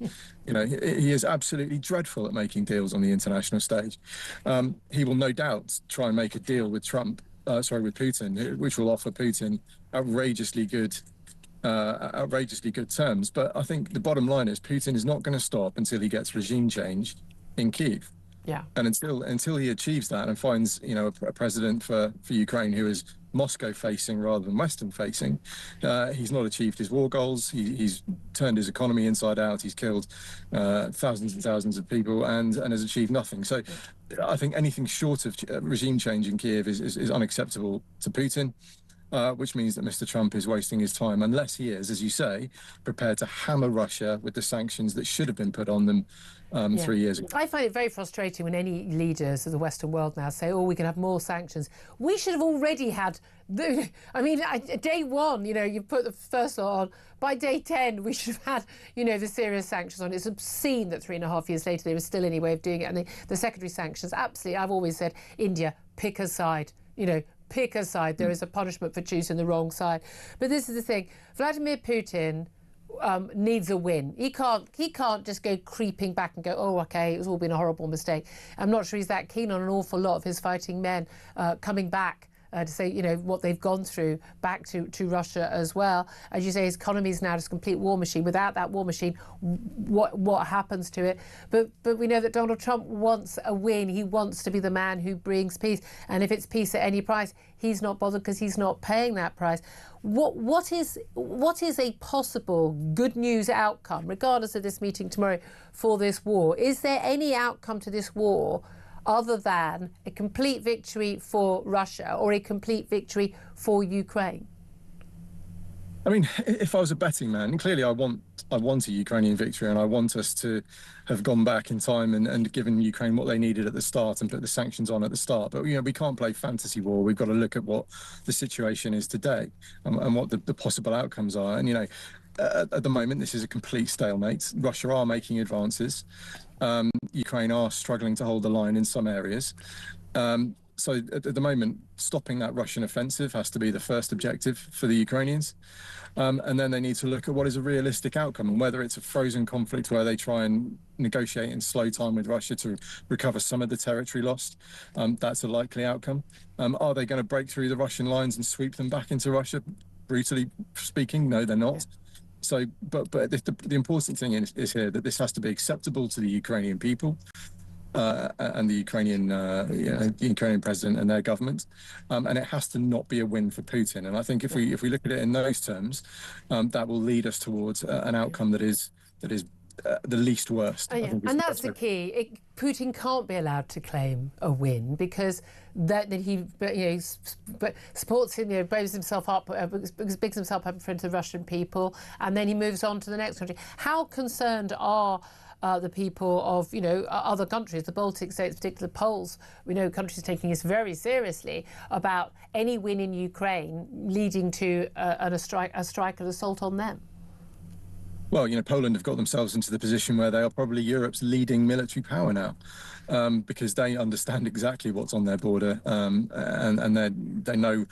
They certainly have a kind of generational memory as to what happens when the Russians take over your country. So, they're very focused. And you speak to Ukrainian people on the streets here, and the majority I've spoken to are still. They don't see any other choice but to fight on it. Well, this is interesting. We spoke to Steve Gill, an American former advisor in the White House, I like Steve Gill, but it was an awful lot. I could have read these Kremlin talking points on social media easily any day of the week, basically saying, the Ukrainian people don't want the war to continue. They want a ceasefire. The Zelensky is just corrupt. He's carrying this on. He's making money from it, and the people of the Donbass region, they're Russian, they want to be part of Russia. Can you tackle any or all of those issues? Yeah, I mean, I think so. Look, the Ukrainians have been on the wrong end of a very, very good information campaign in a very similar way to the way the Israelis have in Gaza, where the lie has taken hold on certain parts of the American electorate. That's where their information campaign was focused on. It was on MAGA. And it's been very effective. To influence the White House, to influence policy on Ukraine. Exactly so. And, you know, you speak to people on the streets here. I mean, I haven't interviewed everyone. I haven't done my own polls, but I do have anecdotal evidence of a number of Ukrainians, most of whom are soldiers, who are really keen to fight on. And they're the ones taking the brunt. Exactly. And on the flip side, you know, I've walked around the streets and I've seen the memorials, the seas of flags where people have died, and I've seen young men walking around on prosthetic limbs. So you can see the cost to Ukrainian society as well. And frankly, it makes me feel slightly humbled as a former British soldier, because I thought I'd fought in a war in Afghanistan, and now I realise that actually I didn't at all. And I you know, this is on a completely different level to anything I could possibly have. This is a war. It's astonishing. It's a war for survival, isn't it? And when I ask people, and they say, "Well, you know, it's not our problem.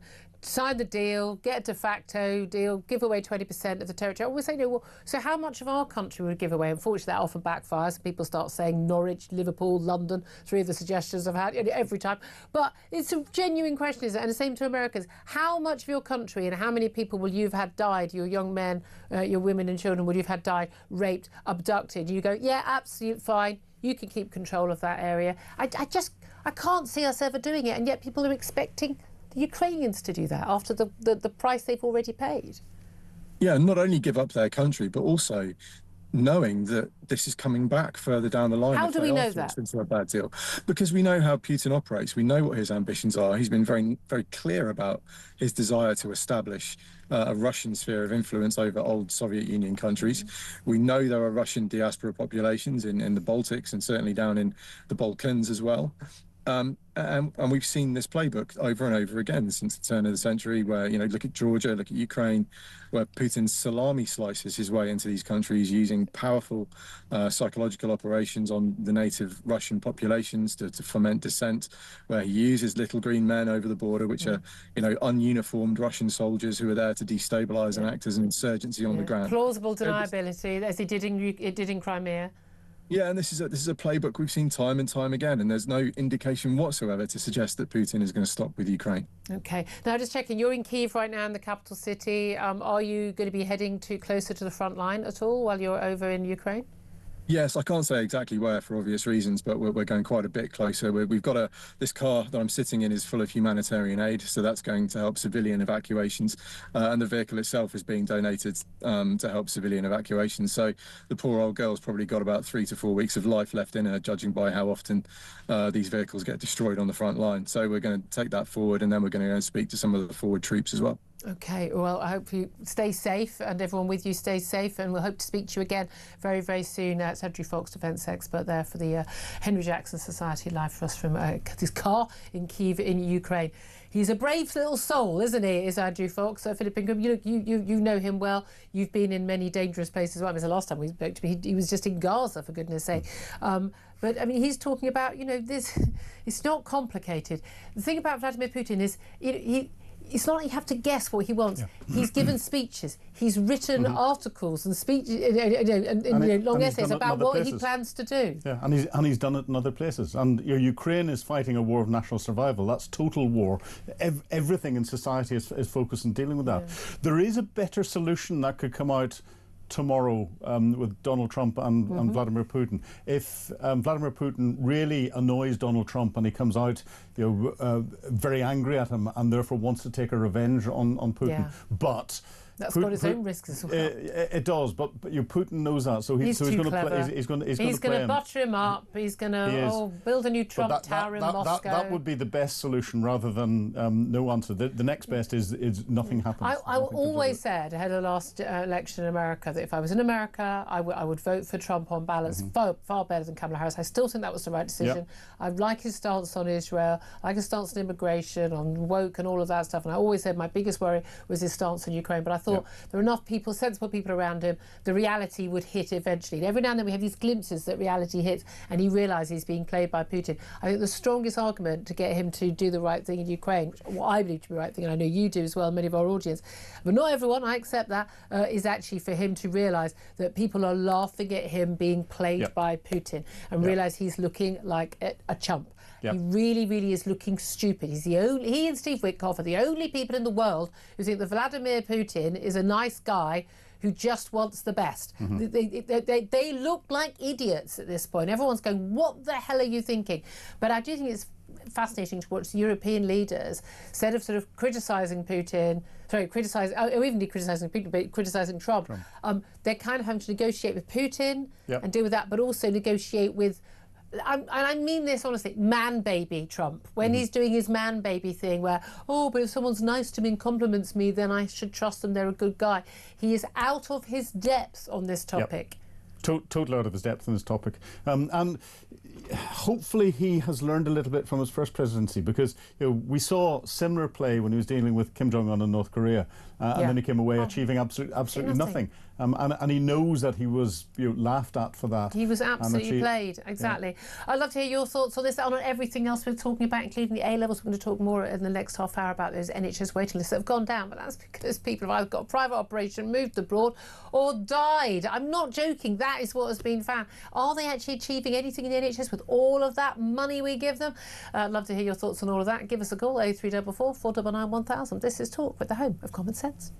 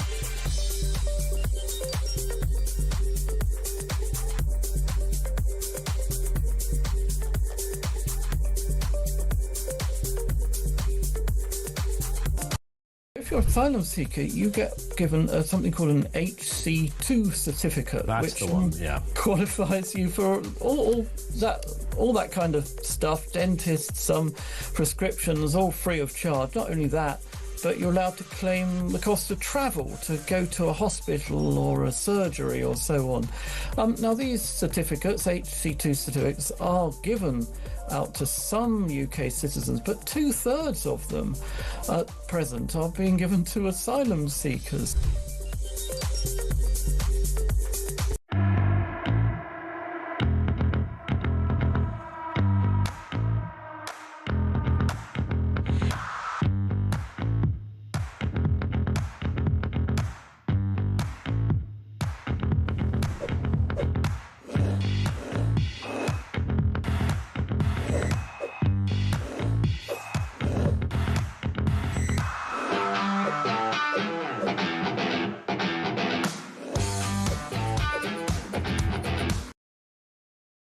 Across the UK, on DAB+, on your smart speaker, on your smart TV, and on your side. This is Talk. This is Talk, the home of common sense. 12:25 is the time. I'm Julia Hartley-Brewer. Let's get straight to your calls. 0344 499 1000. First up, Tracy, who's in Burton-upon-Trent. You want to talk about Ukraine. Good morning, or good afternoon to you, Tracy. What do you want to say? Good afternoon, Julia. Julia, when I was small, I was always told a stitch in time saves 9. Yep. We did nothing when Putin took Crimea. I understand why. There were some stern words. There was a bit of finger wagging. A bit of finger wagging. Every problem, if you don't deal with it, will get worse. Yeah. And it's the same with every problem we face in this country. Yep. It's if you don't militarily stand up. We know what the borders of Ukraine are, and they have been like that for a little while since the last war that they had when they redid the borders. Yeah. Putin, I am no expert, okay, but all I know is if you don't deal with a bully, they get worse. Exactly. I mean, I am no military expert. I'm not, okay? But I know, and most people know, it's the same with immigration. If you don't deal with it, it'll get worse, and then it's harder to sort out. And again, everyone can put their heads in the sand. I think it is interesting when people talk about, well, if we implemented tougher sanctions when there was that first, the invasion in 2022 by Ukraine, of Ukraine by Russia. But no, actually, the biggest mistake we made was, as you say, we didn't act after Crimea. We did a bit of finger wagging, and Putin did not believe that the West would actually stand up to him if he actually took over the whole of Ukraine. He didn't think the Ukrainian people would stand up to him. He thought Zelensky would be on the first plane out of there. I'll send my personal jet, off you go. He totally misread it, but he misread it because actually we hadn't given a strong enough signal that, no, that's not going to happen. And I'm with you all the way. What do you say to people and callers earlier in the day saying, look, it's not our problem, it's too far away, I don't want to, I'm just not my issue? Yeah, I think for people that say that, you need to read your history. Yeah, I mean, Sudetenland wasn't our problem. Neither was, neither was Poland. I mean, you can say, that, oh well, it's far away. It isn't our problem, but it will become our problem because the problem will escalate. Yeah. I mean, if we back down in Ukraine, China is going to take Taiwan. And Taiwan's a lot further away. When they take Taiwan, that is absolutely going to be a big problem for us. The world economy is going to be absolutely broken at that point, and that will hit all of us. The thing is, Julia, the only people, right, we all know, if you don't mend a broken roof, it gets worse. If you don't, if you don't mend a tear, it'll get worse. Yeah. If you don't wipe off mold, it'll get worse. The only people that don't seem to understand this are people in power. Yep, that is the problem. And on the domestic front as well. Tracy, very wise words from a very wise woman. Thank you for that. Philip Ingram was nodding away to that. Yeah, she's got far too much common sense. We need our politicians. I was going to say, she could never make it into Downing Street. Exactly, and we need our generals and admirals to listen to her. No one wants to be the leader that takes you to war and puts boots. No one wants to do that, and especially after what happened in Iraq and Afghanistan. Then we saw the chicken over Syria as well. But again, you just got to step. We need a Churchill. We need somebody who understands and steps up, and who's, again, like Tracy says, who's read their history. Exactly. You were in a 1938 moment where possibly tomorrow we'll have Trump coming down the steps of the aircraft going, "Peace in our time," and it won't be. And it won't be. And Tracy mentioned Taiwan. 80% of the world's microchips come out of Taiwan. The economic shock that there would be. Would make the economic shock we suffered whenever Russia went into Ukraine over energy, or indeed lockdown, seem like a small beef.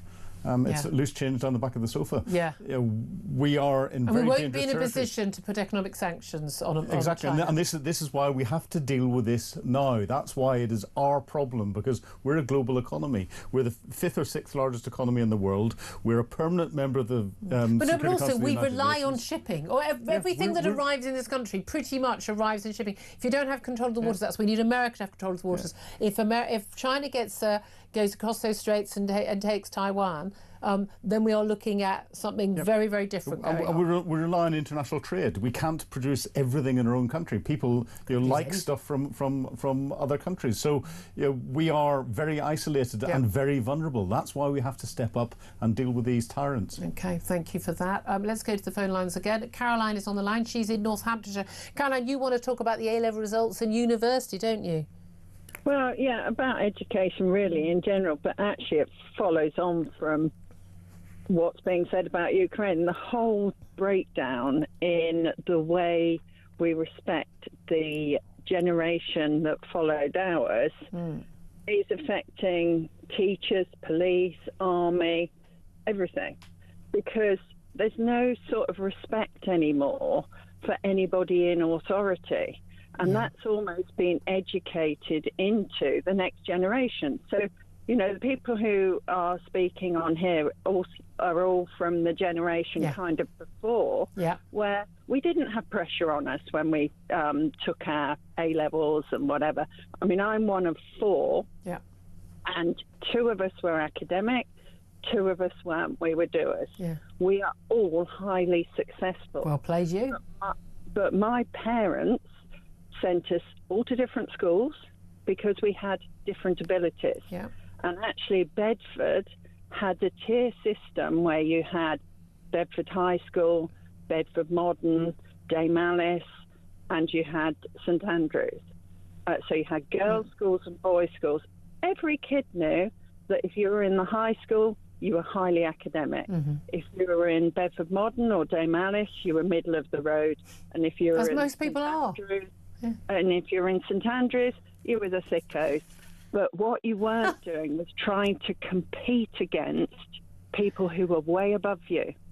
So therefore, you all strive to succeed in different ways. And again, not thick. I know plenty of people who haven't got a decent grade in a O-level, GCSE or A-level, but who are some of the cleverest people I know. I was that one. And I employ 18 people. My husband was the same. He employed 17 Thank you very much. people. Yeah. I mean, my sister, she had a place at Cambridge. My parents must have been appalled. She turned it down. So she chose to go into a career, and she is now one of the 9 top women in London, in the country, in that industry. Wow. I mean, something went right in your...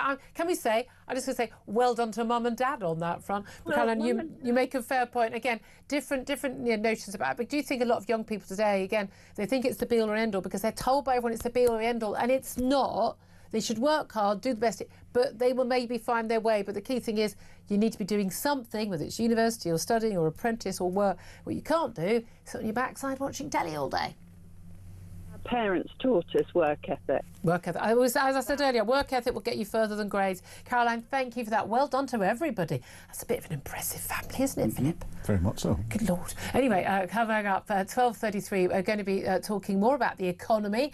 I wonder how the A-levels fit into that. We'll talk to Justin Urquhart-Stewart and his red braces to find out what he makes of it. I'm also going to be talking to former NHS Trust Chairman about those NHS waiting list figures. Appear to have gone down, but have they gone down because more operations are being done, or people just coming off the list because, well, they've gone private, moved abroad, or, well, simply died? That's up next. This is Talk, the Home of Common Sense.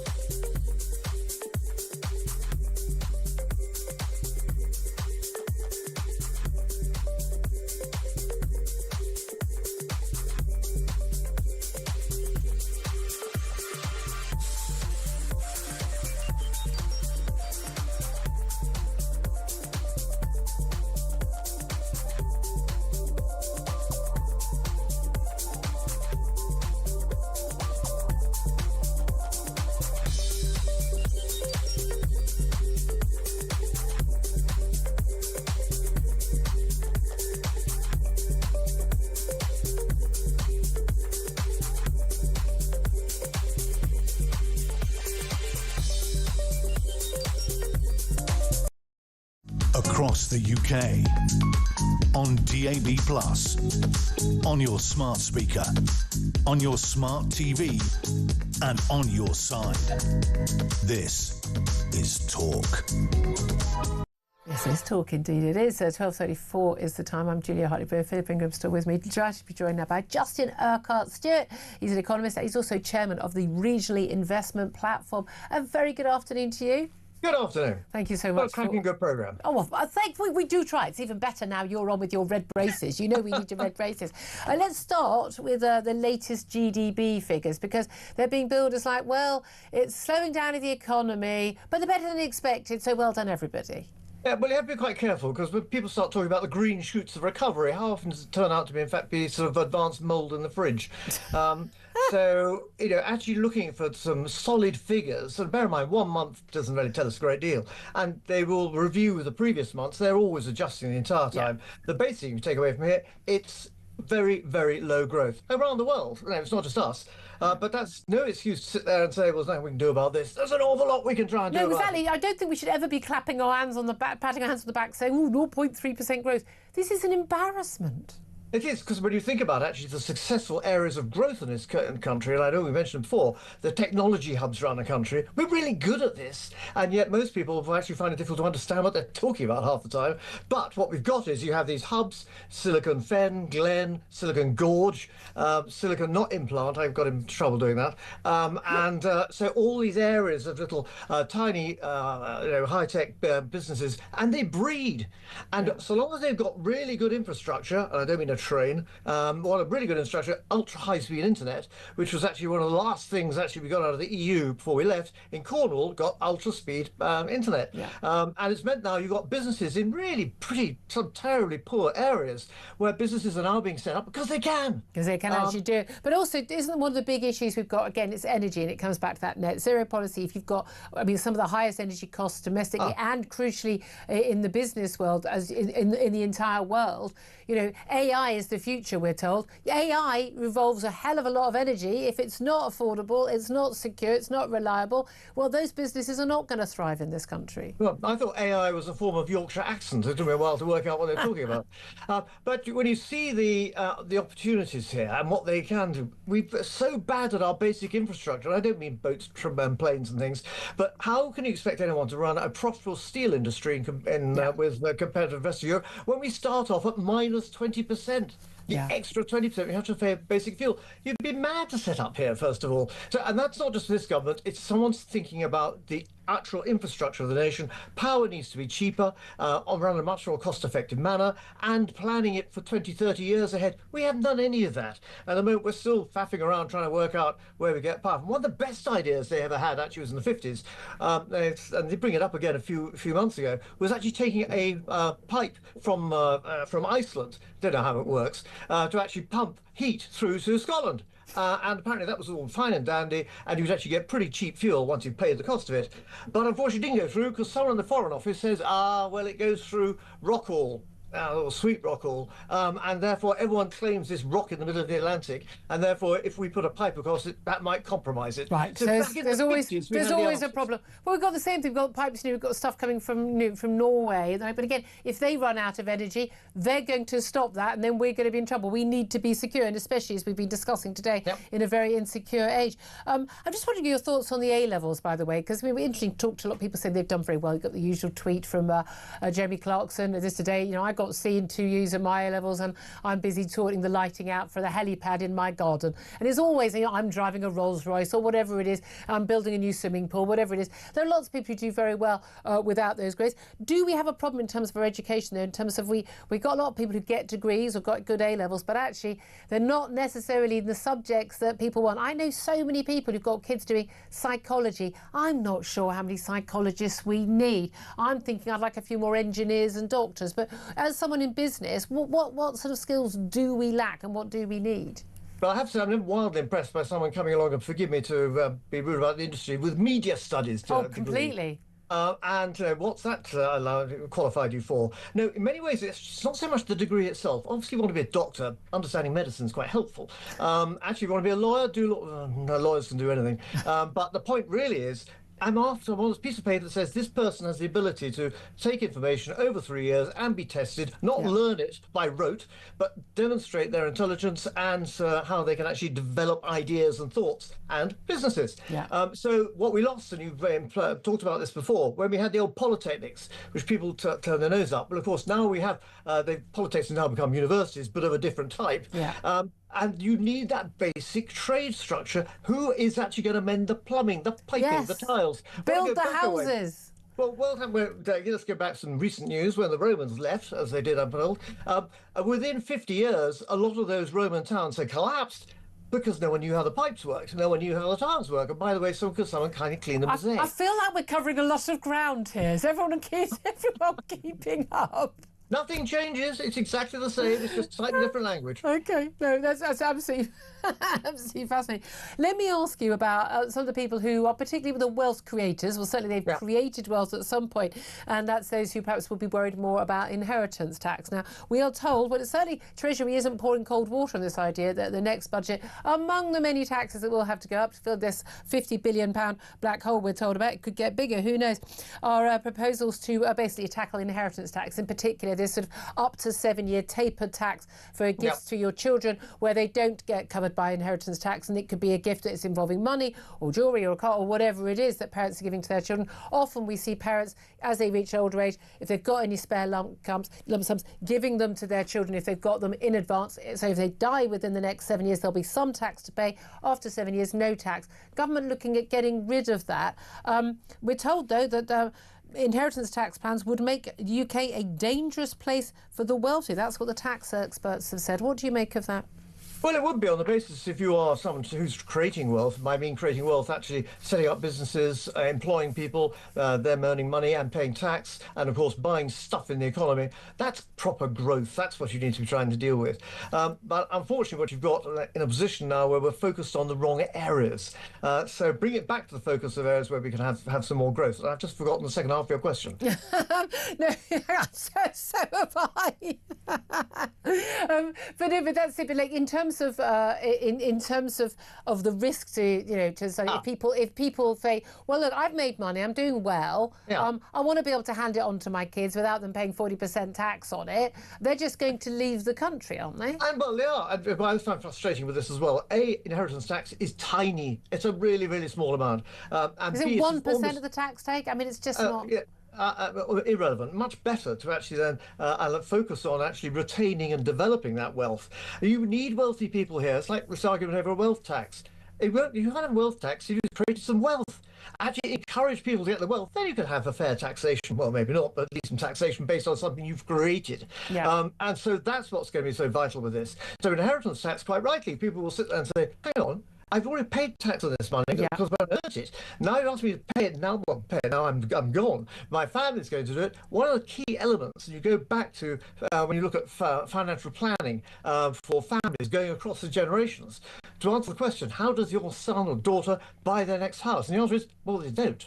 Actually, the family does. This is traditionally in Scotland what we used to have, a sort of unofficial family office. That might be what happens in middle-class families, but, most people I know didn't get help from their families. But there wasn't any spare money to help anybody buy a home. And that's one of those sort of middle-class sort of luxuries. But the bank of mum and dad increasingly is paying, but it also prices other people out of the market, doesn't it? Yeah.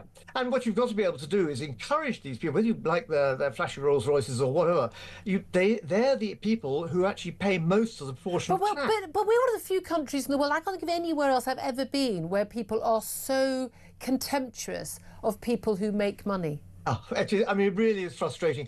You've said it before. Go to America, people will say, well done you for doing this. You've taken the risk. You had to mortgage your house, probably, mortgage the family. Well, not mortgage the family, but that's an idea. And be able to then be able to take that risk and grow that business. And people in America would say, well have that done. talent. Over here, you're seen as a greedy sod. Yeah, my view is, again, as always, we can all, you can all mock people who are millionaires or billionaires, but if it was that easy, we'd all have done it. I must ask you one other question, because obviously one of the companies that looks after the money of the very rich, the PwC, the city accountancy giant, they've started a crackdown on staff who work from home too often with what they call a traffic light system to track their movements. Basically, they've asked staff who are pretty much all working from home entirely that they need to be in 3 days a week, so that's 60% of the time, either with clients or in the office, and they're monitoring employees. And basically, if you go down to only 40%, below, between that, you'd have an amber light flashing on your computer screen. Below that, it'll be a red light, and you'll basically be reported to your bosses. You could have your bonuses cut, you could be sanctioned at appraisals. But apparently, a lot of the staff aren't happy about being monitored while they're being paid to do their job. It is always absolutely astounding to me that people, and by the way, these people you're working at PwC, you're on a good salary. You're being asked to do your job. You signed that contract, almost all of you, when people weren't working from home, and you are demanding the right to work wherever you want at any time. I find this astounding that people think that they get to dictate to their bosses where they work. Good management actually would be running all of this and telling you, we need you in the office to do these things. I need people to have their natters run by the water cooler. Yes. Because I want to make sure people got the right attitude, they've got the right style, and living up to the culture which you've tried to get going in the business. Because otherwise, if they're at home, what are they going to be? How do you actually build a team like that? Now, it's very difficult. You could do it by Zoom for an extent, but you need to be able to look people in the eye, not a fuzzy eye because the line's gone down. And young people in the office need to learn as well. I'm always with Digby Jones, and he said to me way back after lockdown, okay, if you want to work from home, you can do it 1 day a week on a Wednesday, not on a Monday or a Friday. That was always the giveaway. Justin Urquhart, Stuart, it's been an absolute hoot. I mean, we've covered pretty much every topic under the sun. He's an economist and chairman of the Regional Investment Platform and a wearer of red braces, of course. If you're not watching on YouTube, you're totally missing out, guys. Philip Ingram, You've sorted the world out. Well, exactly. There's nothing else needs to be done. I'm going to take a breather.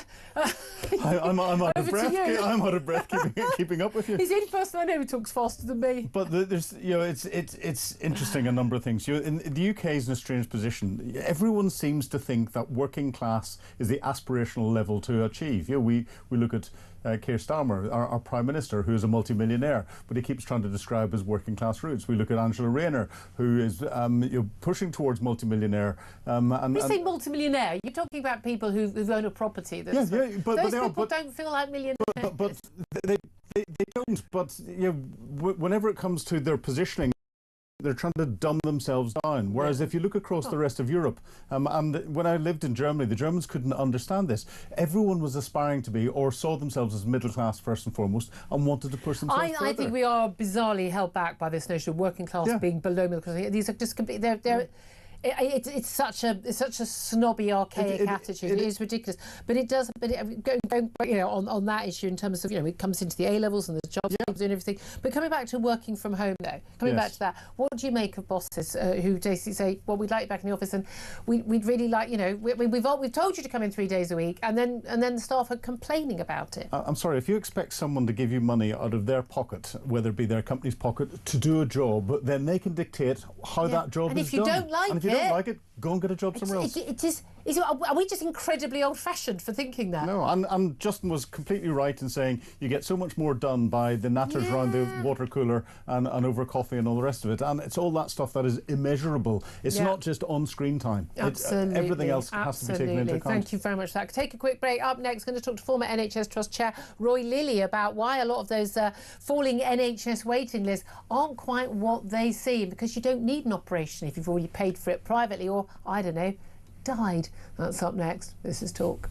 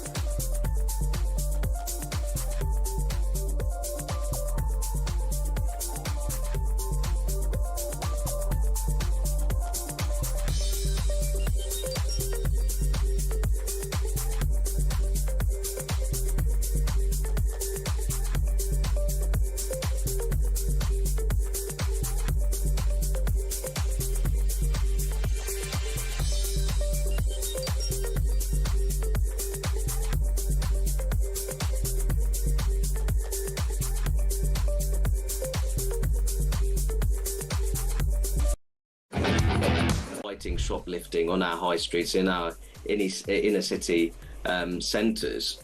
These responsibilities and duties should be outsourced to ordinary members of the public. And I have a real problem with that, because firstly, it seems like we're ultimately giving up on the bread and butter of neighbourhood policing, especially when it comes to crime such as shoplifting, which, to be honest, on many high streets, shoplifting has become de facto decriminalised. Such as the absence of neighbourhood policing.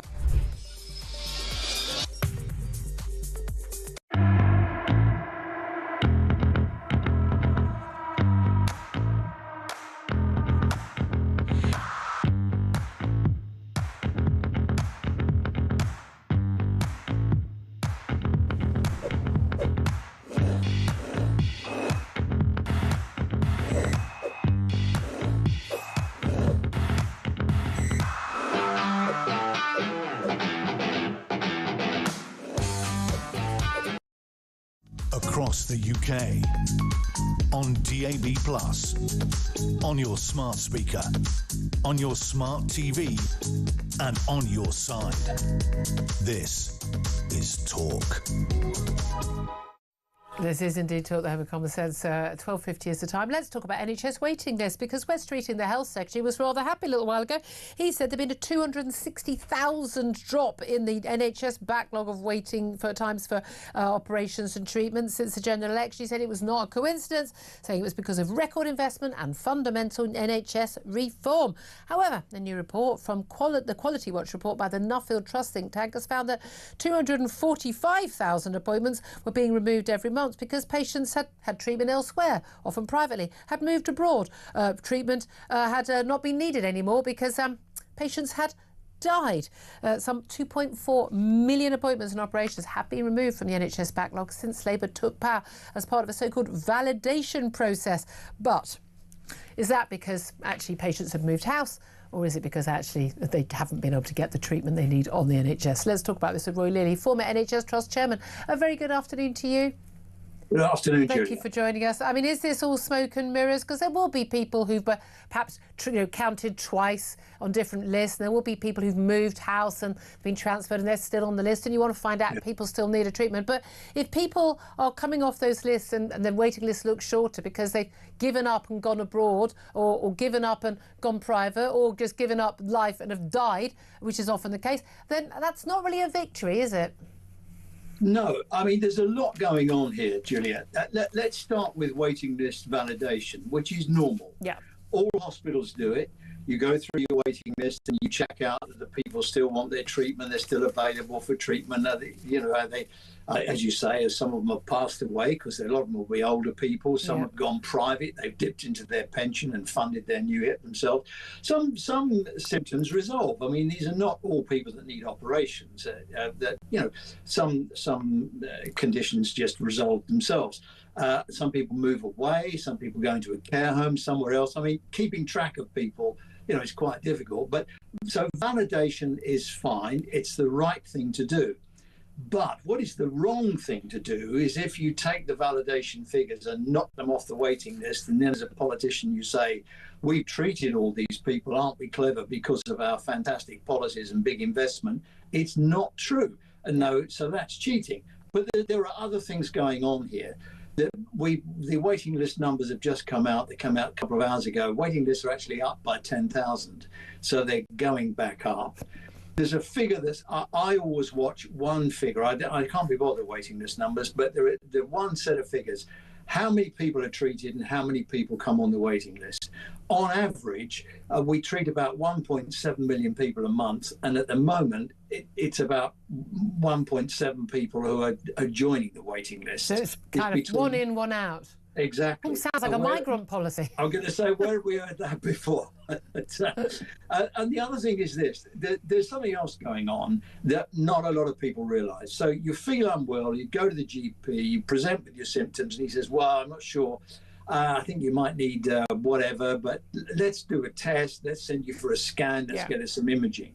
So you get sent to hospital, you have your blood test or you have your scan or whatever, and they go back to the doctor and he says, well, I'm having a look at this. I think I need to refer you to the consultant. Right. That's when the clock doesn't start until you've actually seen the consultant. That's the thing. There's a lot of waiting. You'll wait for the GP appointment. You then wait to get that test. You wait a couple of weeks for the results. You wait for the appointment with the GP again to discuss it, and then you wait to the consultant. So that can be months before someone even gets on a waiting list. It can be, and that's the black hole, really.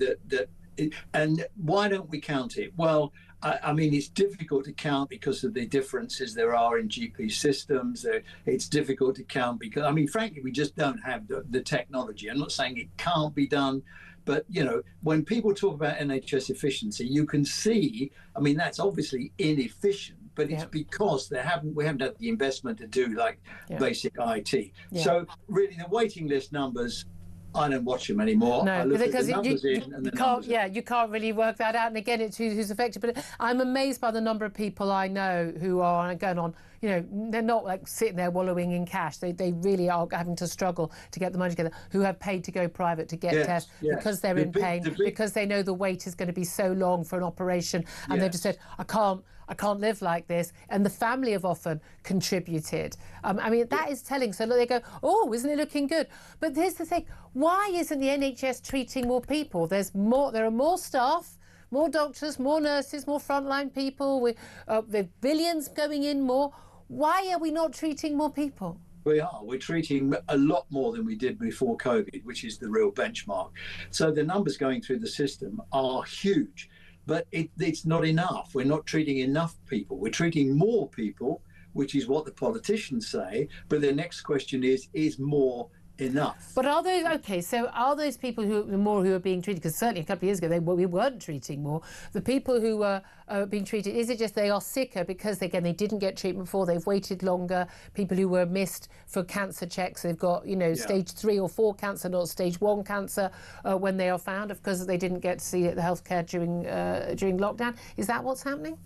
Well, it's partly that. People are presenting with more complex things. People are sicker. The stays in hospitals are starting to go up for the first time for a long time.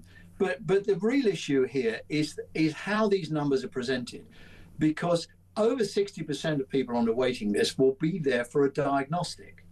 And probably half of the people who get a diagnostic will not need a period of inpatient care.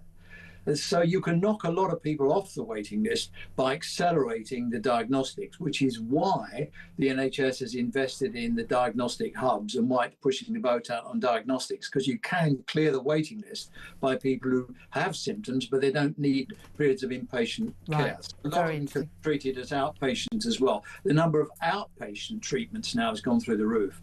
So there's a lot. It's a lot more complicated picture than we thought.